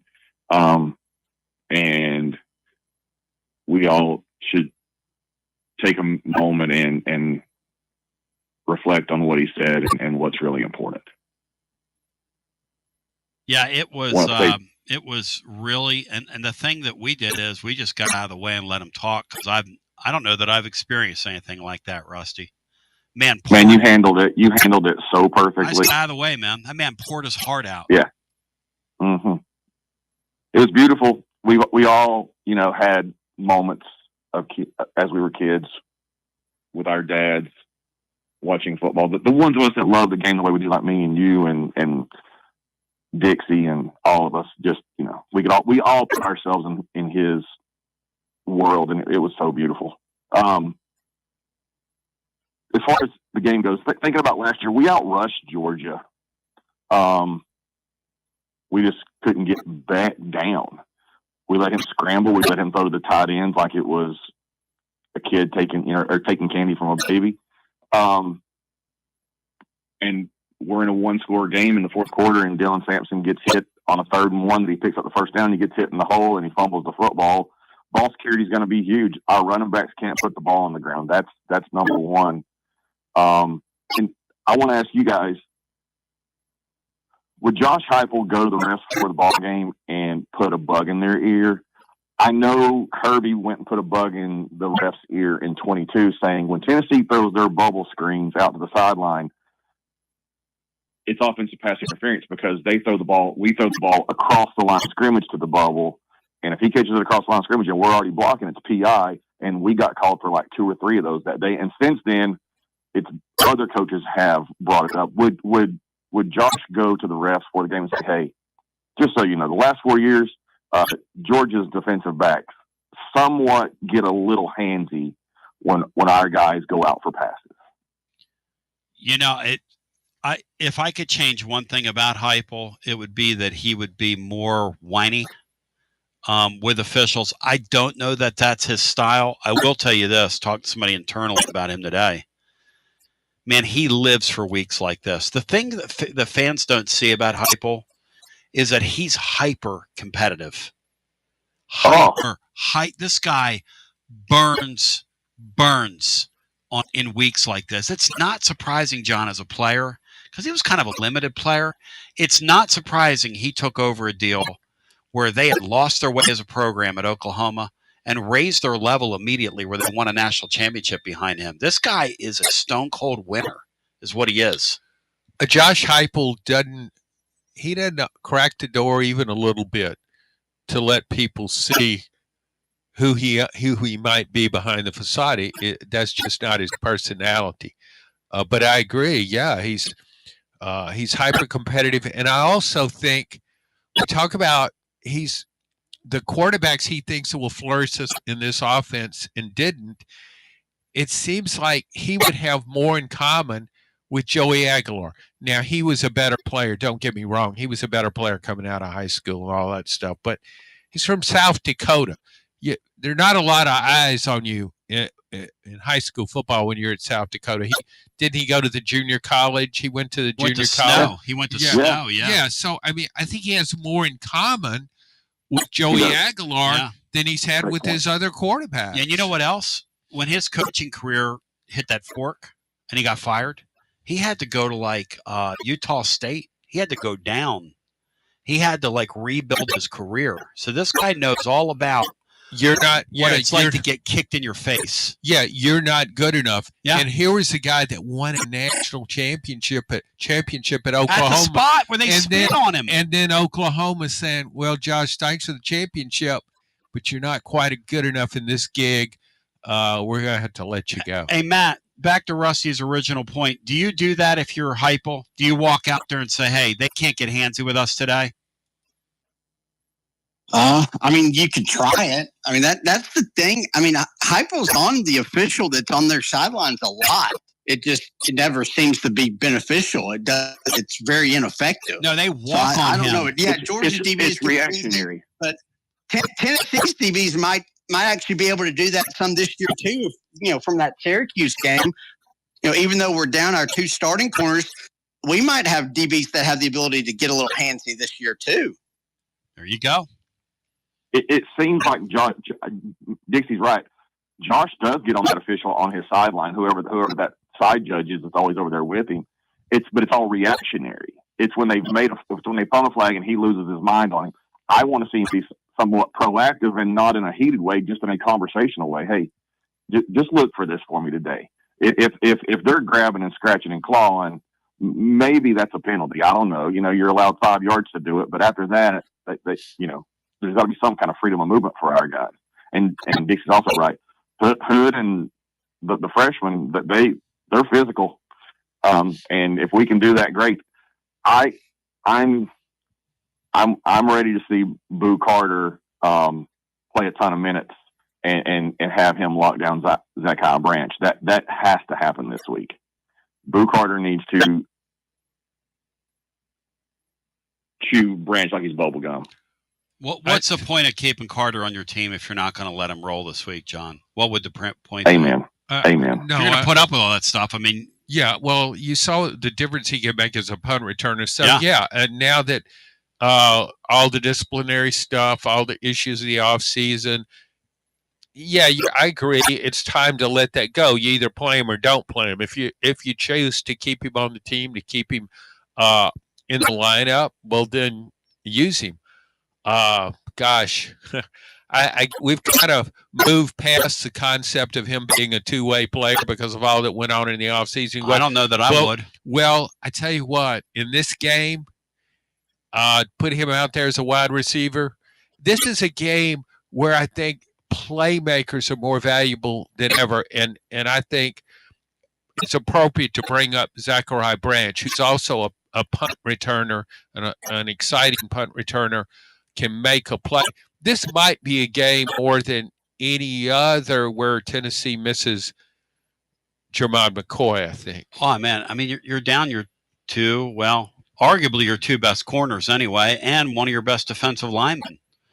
And you're still, the betting public and the pros are still moving toward you. It's pretty remarkable, really. What do you guys think the line will do from here on out? We've had unusual. It'll go up a little bit to Georgia. That money will pop back a little bit. Because we've had a lot. That's a lot of movement for a line. That's crazy. It's nuts. Yeah, the Sharps just thought 7 in the ballpark of 7 was way too much, and that I still think most of them would bet. I think most of the Sharps would bet Georgia at the 3.5 number, but they wanted it where Georgia was getting a touchdown. I don't think any of them are like necessarily picking Tennessee to win on the money line. That's correct. Yeah, I think if Kirby tries to use that, it should be said. But anyway, he's going to use it. He's going to use it. He's going to try to. I'm hoping that our players use the Brooks Austin clip out of context to get motivated. I hope Lance Heard's ready to. Give me the Brooks Austin clip because he's on with us in 10 minutes. So here's the thing. Brooks said in a clip, Georgia's going to keep Tennessee out of the end zone, nothing but field goals. But it actually was out of context because he was actually saying it. What could happen, it won't happen. He wasn't saying it literally, but in a small clip, he does say it. And Kirby Smart, if he could, if it was the other way around, Kirby Smart would cut that up and just use that clip out of context to get his team going. Sure. And in this era of AI and everything else, Rusty, you don't know what the hell's real and what's not.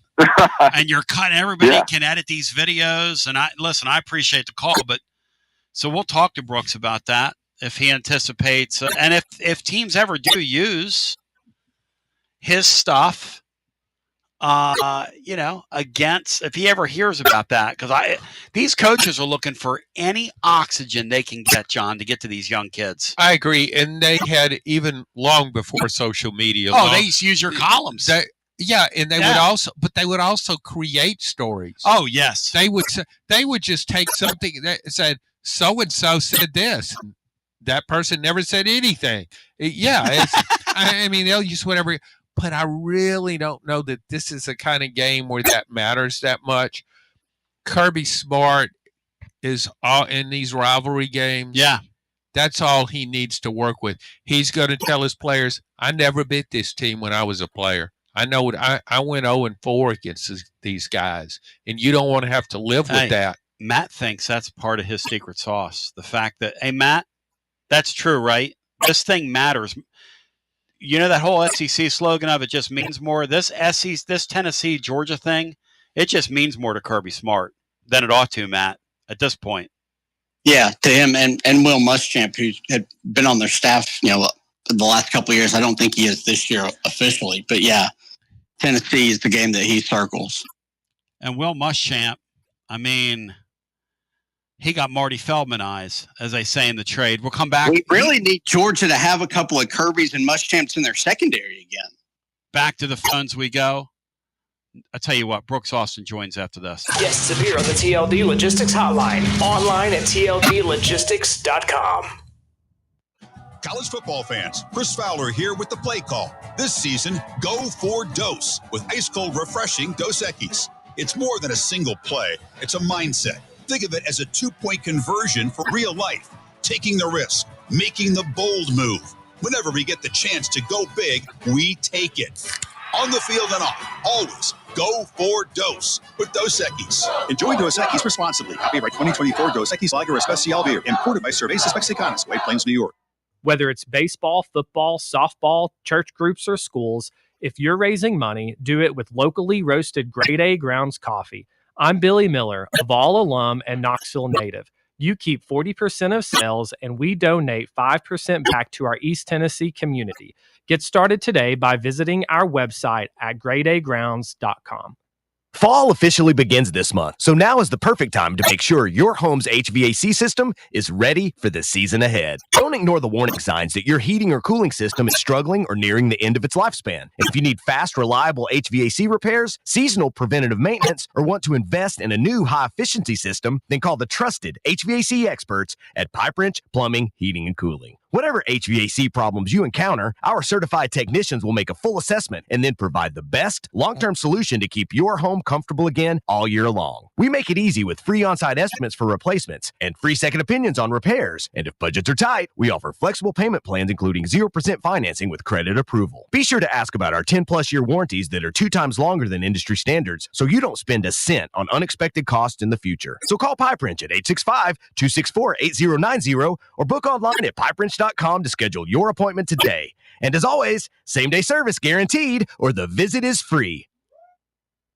Hi, I'm Jim Simpson, owner of Simpson Meats. When's the last time you grilled a really good burger or steak? One your friends still talk about. Our goal at Simpson Meats is to make that happen every time you have a cookout. All of our cuts of meats, steaks, burgers, briskets, and pork are always fresh, flavorful, and sustainably sourced. We are family owned, so we know the importance of knowing how and where your food is raised. We have been putting quality first since 1888.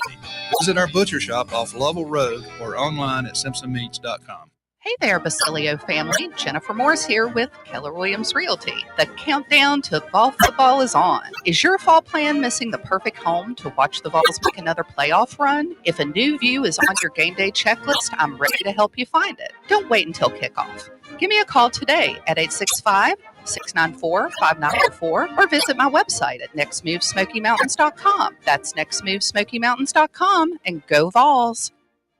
Tony Basilio, and we are live once again with Chad Stockton of FC Alliance. And Chad, you're out there on the field, 100 strong here in Knoxville. Talk to me. What's been going on with FC Alliance now that the weather's heating up? We're out here for the first night of the boys' tryouts. We have over 400 kids that'll be here tonight. So a lot of exciting times right now for us. Our club team start at U9 and we go all the way through U19. We have over 1,000 kids that come from Chattanooga from the Tri-Cities that make all our teams and make this club what it is today. So we're excited about it. We finished the younger kids a couple of weeks ago. We just finished the girls last night, and now we're on to our older boys program as we speak right now. And we're blowing and going in the Tri-Cities. Tell me about it. We started FC Alliance North 1 year ago, and coming off the first year, we were the largest, most competitive club up in the Tri-Cities area. We just finished our tryouts last night. It looks like right now we will be well over 400 kids for the upcoming season. So great things happening up there. We've put our boys into some really good regional leagues. So we're excited about what the future holds for them and also our girls programs. If you want more information, check them out at fcallianceknox.org. That's fcallianceknox.org. Chad Stockton, keep growing the beautiful game here in East Tennessee. Absolutely. Thanks, Tony. Tony Basilio along with the great Mark Griffin. And we're here to talk about our friends at Performance Medicine. And Griff, their slogan, stay educated, stay healthy. That's you. Wow. I really like to think that, Tony, and I'd like to give Dr. Rogers a lot of credit because I definitely want to stay educated and healthy, and knowing that he's putting the time and effort in to make sure of my care. I want to encourage your listeners to put the time to learn and become educated and get to know Dr. Rogers and see if it can help with your health as well. And there's a really, really easy way to do that. In fact, they've got their own YouTube channel. You can see Dr. Rogers for himself with his staff. It's called The Performance Medicine Show over at the Performance Medicine channel over on YouTube. Also, more information at performancemedicine.net. To our friends in North Knoxville, a brand new location over in Fountain City, now accepting patients. So many ways to reach Dr. Rogers. And like they say, stay educated, stay healthy. Performance Medicine, online, performancemedicine.net. Located in Knoxville's historic Old City, Barley's offers great food, live music, the best draft beer selection in town, and now your new favorite place to watch sports. Their indoor projector is perfect for any weather, and they've revamped their upstairs area with more TVs to take in all of the action. Their menu features hand-battered chicken tenders, juicy burgers, fresh salads, and the tastiest pizza in Knoxville. You can enjoy their happy hour drink specials daily from open until 6 p.m. Barley's Tap Room and Pizzeria. When it's past high noon, it's time for a vodka soda made with a vodka you've actually heard of. I'm talking White Claw vodka soda made with White Claw premium vodka. JB Smooth only drinks vodka soda made with the world's smoothest vodka. And you can too. Pick you up a bottle of the Triple Wave filtered vodka that's been distilled 5 times. White Claw premium vodka comes in 4 flavors: black cherry, mango, pineapple, and just vodka. You haven't had vodka like this. No one has. White Claw Premium Vodka. Please drink responsibly. Tony B here with the great Zakai Ziegler for Hey, Advent. whoa. Tony, I got this. Hey, Tennessee, it's Easy here. Next time you have an electric issue at your home or business, call my friends at Advent Electric. With offices in Knoxville and Nashville, it's Mama's Easy approved. You heard it from the most electrifying player in the league. Call the service professionals at Advent Electric, 865-588-0631. Online, adventelectric.com. Tell them ZZ sent you. So, the great Brooks Austin's the film guy. Rusty just cued me in. I had no idea we're having heat with Brooks Austin. Matt, do you have heat with Brooks Austin right now over this clip that's circulating online before we bring him in here on your TLD Logistics phone line?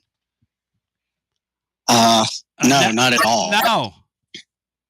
Brian Hartman, do you have heat with him? The film guy. Do you and the film guy have a heat right now, Brian?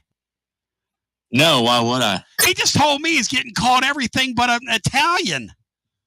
I mean, our fan base is ripping this guy to shreds.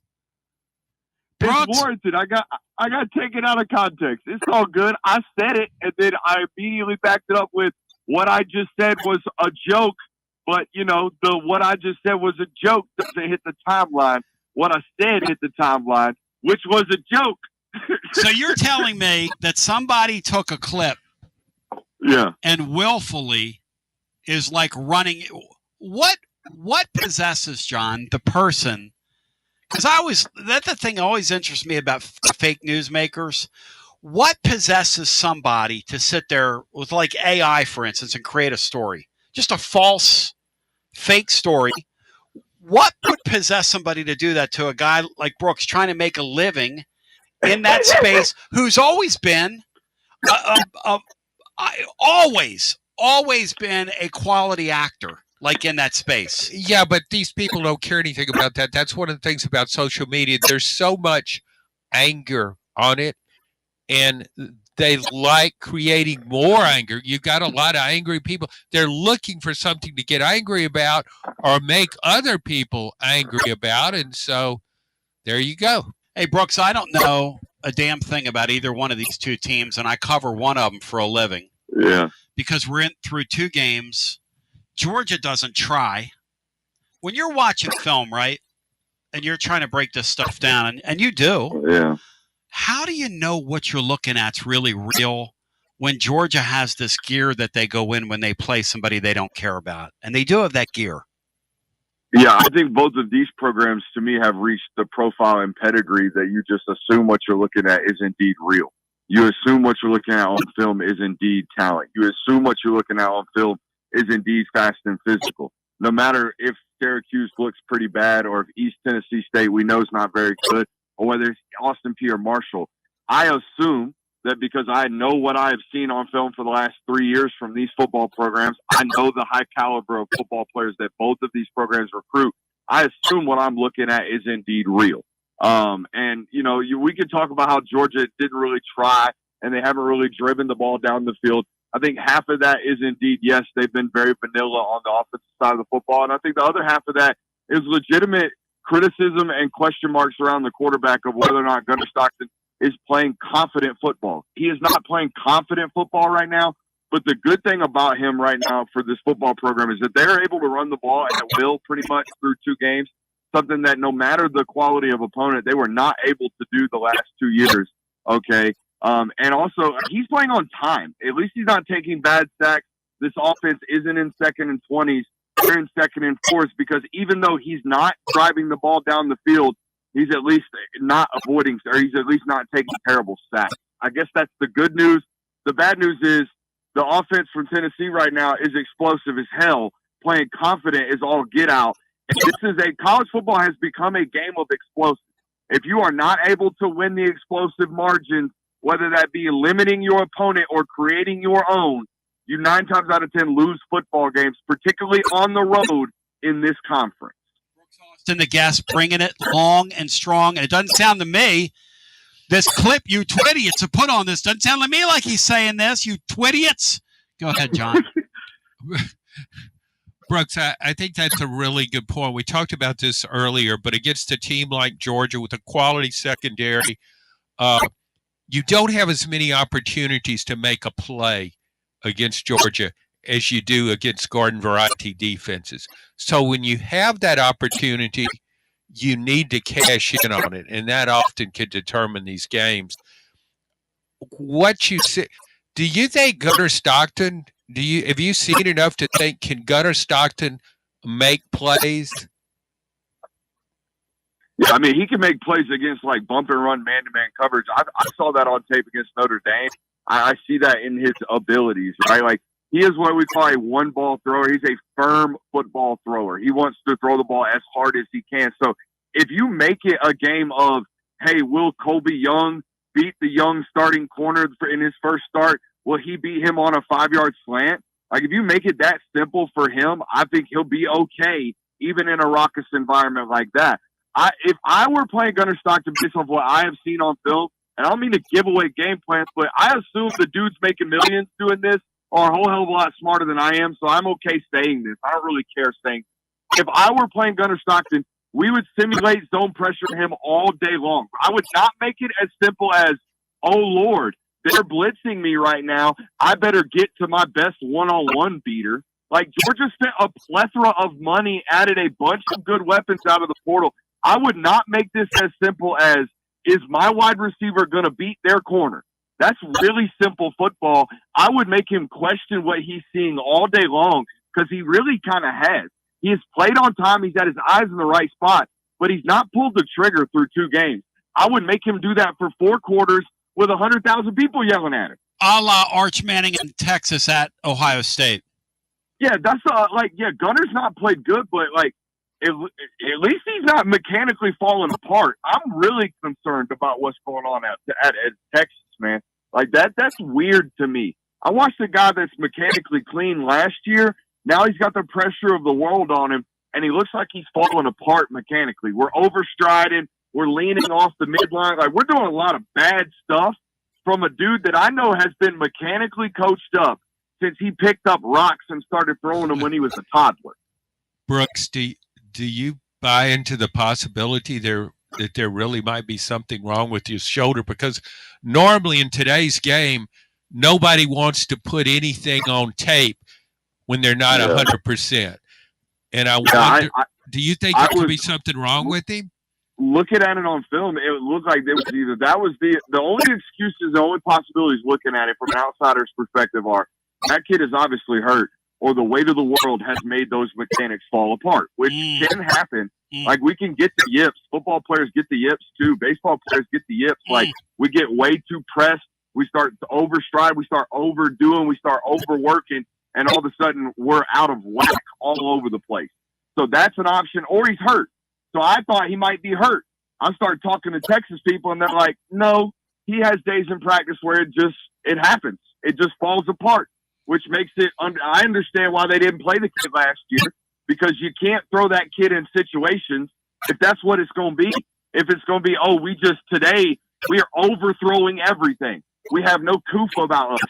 We have no touch about us. We have no gamesmanship about us because we are playing way too hard and way too fast. We can't calm down. Brooks Austin bringing it to the table long and strong. You check him out over at YouTube, you're going to get that. Look, he's in a space where, there's a lot of people that are jumping. He's like the real, you know what I mean? Like, he's OG. And here's the thing. Back in the summer, before Joey football was a thing, okay? Brooks Austin came on here and told us straight up, hey, I think you guys made a pretty good trade, and I think time is going to bear that out. I'm breaking this guy down, which is what he did scientifically. He appeared on this show in the summer and basically predicted that this guy's going to flourish in this offense when nobody else was saying that. So, Brooks, I remember you when country wasn't cool, and I remember you saying those things to us back in the summer, and I wanted to acknowledge that before we bring Matt Dixon in here with Brooks Austin. Matt, jump in. Yeah, good talking to you, Brooks. John, we got you to talk about Gunnar Stockton. What about Georgia's offensive line? Sounds like they're rotating a lot of guys, not really been very effective. How do you think they'll play out this weekend? Because, as much as Kirby's, slowing down Heupel's offense has probably been the biggest storyline in the last couple of years, Mike Bobo's coach circles around Tim Banks, and Georgia's been able to just move the ball at will, but especially with tight ends. So how do you think the Georgia offensive line will hold up? And then just Georgia's scheme against Tennessee, it feels like it's kind of a mismatch that's heavily in Georgia's favor. Yeah, so with first and foremost, the offensive line play from Georgia in the run game, that is the best 2 games on tape I have seen Georgia play against anybody in the run in 18 months. Like, they absorbed stunts, they absorbed twists, they manhandled everything that they needed to. They ran the ball at will the last 2 football games. The problem's been play action pass protection.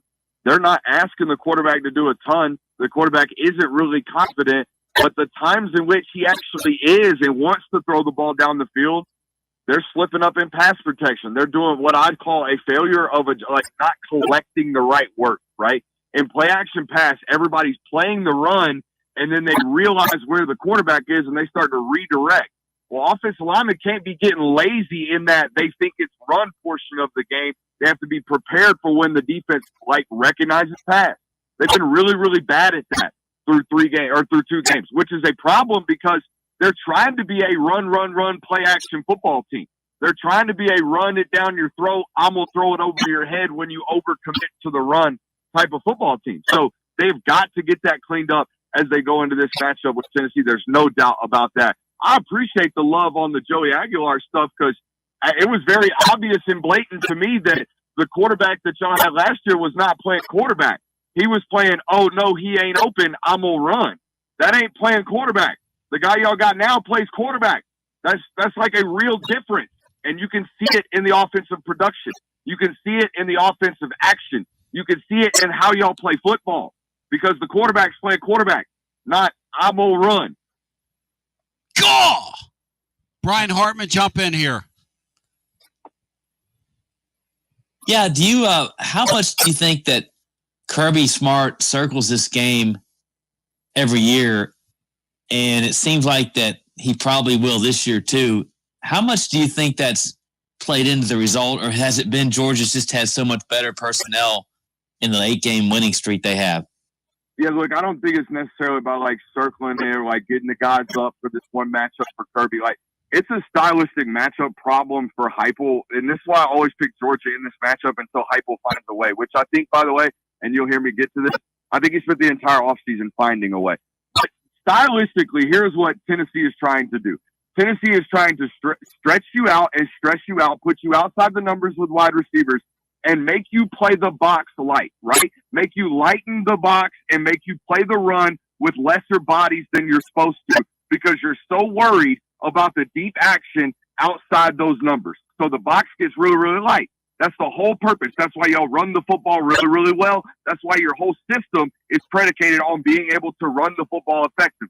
It's a style. Now, defensively, the whole culture at Georgia is built off of we finna stop that run with light boxes. They do it against everybody. They play 5-on-7 football against everybody because they can, because they recruit big dudes. They recruit really, really good defensive linemen. All right, and the ones that they don't want, I don't mean to do this to this guy, but the football players on the defensive line in this state that Georgia doesn't want, they play at Tennessee like Tyree West, okay? They roll in dude after dude after dude on that defensive line and that linebacker core, and they're able to stop your run with really, really light boxes. So what you have to do as an offense is find extensions of the run game is what we call this. Most people would call these screen passes. I don't know if y'all watched our channel, but we showed you. It looks to me like Josh Heupel spent the entire offseason finding new ways to get screen opportunities so that their offense is no longer on run, run, run. We throw it past you. Now it's, hey, we've got some run stuff, and you got to defend this stuff in the flat, and you got to worry about me running by you. So the problems have become more multiple and more varied for Tennessee, which makes this matchup even more compelling, and that's why I think it's going to be a fourth-quarter fist fight, man. What other tweaks does Tennessee have, do you think? They spent the summer trying to figure out how to solve this puzzle because Kirby's gotten the better of him. There's just no doubt about that. I mean, 17 points is the high water mark. Even as they've gotten the go-go offense of the first couple of years, they couldn't solve what Georgia was doing defensively. What other tweaks do you think we see here?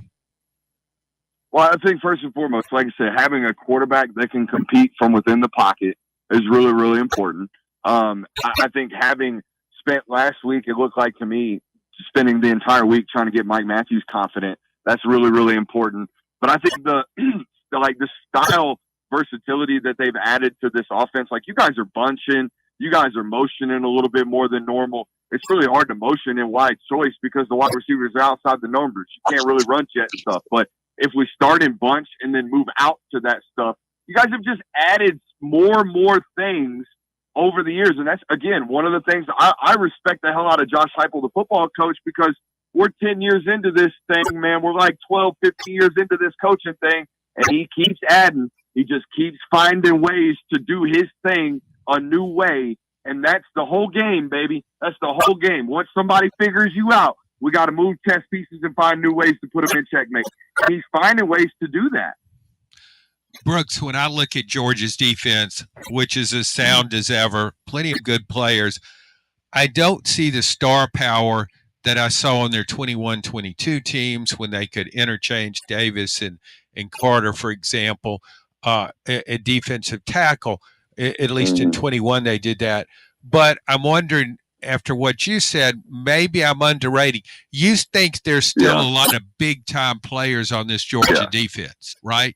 Is that? Yeah, Christian Miller will be a top 45 selection, top 50 selection this year in the NFL. He's number 52 defensive tackle. I mean, he's just fundamentally, technically sound. He's a veteran football player. he makes the right play every single time. Hard to move off the spot as well. You mentioned Jordan Davis and Jalen Carter. Jordan Davis is a unicorn. Like, the idea that a 6'6", 360-pound nose tackle that can run sideline to sideline is going to be available anymore. Like, you can just, if you're waiting for that to come back around, like, go ahead and keep waiting. It's just not going to happen. But as far as the Jalen Carter thing goes, y'all are probably going to learn the name Elijah Griffin this weekend. I think Elijah Griffin is the best young defensive lineman in all of college football. And I said this on our show the other day. I think he's 90% of Jalen Carter without the spitting. Like, he's 90% of Jalen Carter without all the bull crap, and he doesn't take plays off. He plays really, really hard. He'll be a first-round draft pick. Quintavious Johnson will be a top 50 pick, like the edge rusher that they have. Chris Cole will be a first-round draft pick. Georgia's defense and line of scrimmage play on both sides of the line of scrimmage is getting back to what it is. If Georgia gets any type of winnable or A-plus quarterback play over the next 18 months, they're going to be one of the teams in college football to beat. They are so good everywhere else. It's such an interesting thing, right? Because line play's huge, but that quarterback has to meet the moment on Saturday. Until you put one of those guys in one of these environments against a pretty good football team, you really don't know what you have, man. Isn't that interesting? Dude, I watched Carson Beck go on the road for the first time 2 years ago, who is an NFL processor, by the way. He's got his own limitations. He can't run the football. He refuses to pull it. There's all kinds of different things about that. But I watched him go on the road to an Auburn football team that was not very good with Ladd McConkey and Brock Bowers and scored 20 points. Like, yep, I've seen it. I know what this conference does, guys. We know what it is. Yes. Like I said on our show, I legitimately think with the way Alabama played week one, with what's going on with Arch Manning, with Austin Simmons turning it over every time I turn around, this is the toughest football game for Georgia on paper right now to date. This is what it looks like. First road start, quarterback not playing confident. You got running the ball and playing defense on the road in Neyland Stadium against an uber explosive and confident offense. Good luck. Like that's on paper, this looks like the biggest test for me. And you can see it. Everybody's responding the same way. You watch it. College game day, that whole damn table is going to pick Tennessee. You watch. Okay? And that's what also scares me about this one. I don't know what the numbers are, but Kirby Smart's track record when the world don't believe in him is really, really good. Brooks Austin, if folks want to find you, how do they do so? And you happen to be the man. I appreciate you, brother. It's at Brooks Austin BA on all social media, but I'd rather you just run over to YouTube and search the Film Guy Network and give me a subscription. I appreciate you, boys. We'll talk to you soon, I'm sure. Much love. Give the Film Guy some love. Thank you, brother, as he appears on your TLD Logistics hotline. Man, there's so much to digest there. He's got Mike Detillier in him a little bit. So little time to get there. He's fired me up, focused me, and prepared me. And we're going to continue with more and get some more calls in after this. Are you stuck in a dead-end job or ready for a new challenge? Do you feel like it's time to try a new career? Well, it's time to change lanes with TLD Logistics. My friends at TLD Logistics have some really exciting opportunities for you to learn a new skill. With a new 5-acre driving academy that's now under new leadership with all new course material. And the best part, it's absolutely free. What a great deal to set you on the road to higher pay. And TLD Logistics even offers weekly stipends to offset food and gas expenses. In 6 weeks' time, you could complete this course and be in compliance with FMCSA regulations. Then you're ready for the open road of opportunity. What are you waiting for? It's time to change lanes with TLD Logistics. Visit tldlogistics.com. That's tldlogistics.com. TLD Logistics. Yee-haw! I've been hooting and hollering ever since I started betting with the VIP Play app. VIP Play has more than 200 leagues, every bet type you can imagine, live betting and live hosts, all with 24/7 support from real live people when you need them. Start betting better with the VIP Play app today. Don't be a better, be a better with VIP Play today. VIP Play coming soon. Gambling problem? Call 1-800-889-9789. Must be 21 plus and located in Tennessee to bet.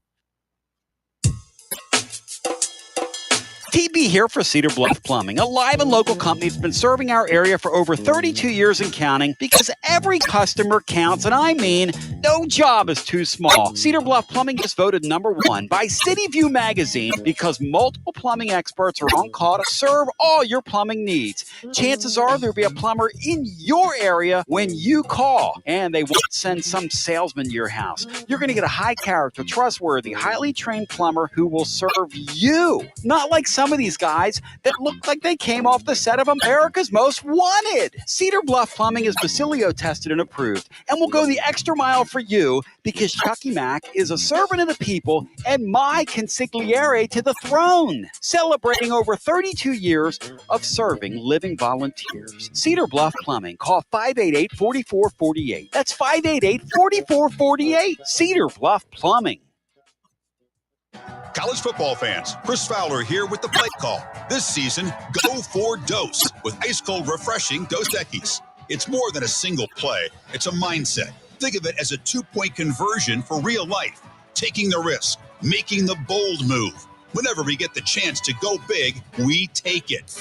On the field and off, always go for Dose with Dos Equis. Enjoy Dos Equis responsibly. Copyright 2024 Dos Equis Lager Especial Beer. Imported by Cervezas Mexicanas, White Plains, New York. Basilio here, and my friends at Carnes Motor Company started with a dream over a quarter century ago. I met Rob and Brian back when I still had hair, and they were working at a huge dealership in West Knoxville. But they told me back then they wanted to sell cars on their terms, and I wanted to do radio on my terms. Their terms, just like my terms, are ultimately your terms. In both cases, you're the winner.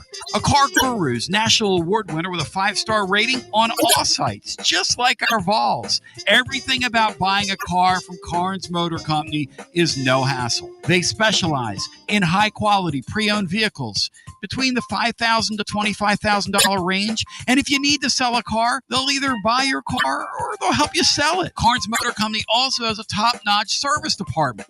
Therefore, every vehicle is rigorously inspected and serviced prior to delivery. So you're guaranteed to get a quality pre-owned vehicle every time. If you need a place for service, they've got you covered. Come be a part of the Carnes Motor Company family and tell them you heard about it from me. Online at carnesmotor.com, Oak Ridge Highway, 1 mile past the Carnes light. Carnes Motor Company. Preparing food for a big gathering can really take it out of you. That's why you need to call Calhoun's and check out their selection of party platters. Whether you're hosting a party for the big game, a reunion, or just an everyday gathering, a Calhoun's party platter is next level. Choose from Calhoun's always excellent chicken tenders, fly with Calhoun's wings, or boneless wings with a variety of dipping sauces. Award-winning next-level melt-in-your-mouth barbecue ribs, or delicious spinach artichoke dip, or get one of each. Plus, if you're doing burgers or sandwiches, Calhoun's has lots of side dishes, like spinach Maria, baked cinnamon apples, Smoky Mountain baked beans, or creamy coleslaw. Available in pints, quarts, and gallons. And to finish things off, pick up one of Calhoun's great desserts to go, including homemade cheesecake or key lime pie. Calhoun's, simply your go-to party headquarters. With 9 locations all over East Tennessee, you can order online and just pick it up. Calhoun's, one of the Copper Cellar family of restaurants, along with Chesapeake's, Copper Cellar, Corner 16, Cherokee Grill, and Smoky Mountain Brewery. Eat local, eat good. Basilio here reminding you that when you want to sell your extra tickets to the game, you don't want to give your life away online with all your personal information just because you want to sell a few extra tickets. Clark Moore at Select Ticket Service will gladly buy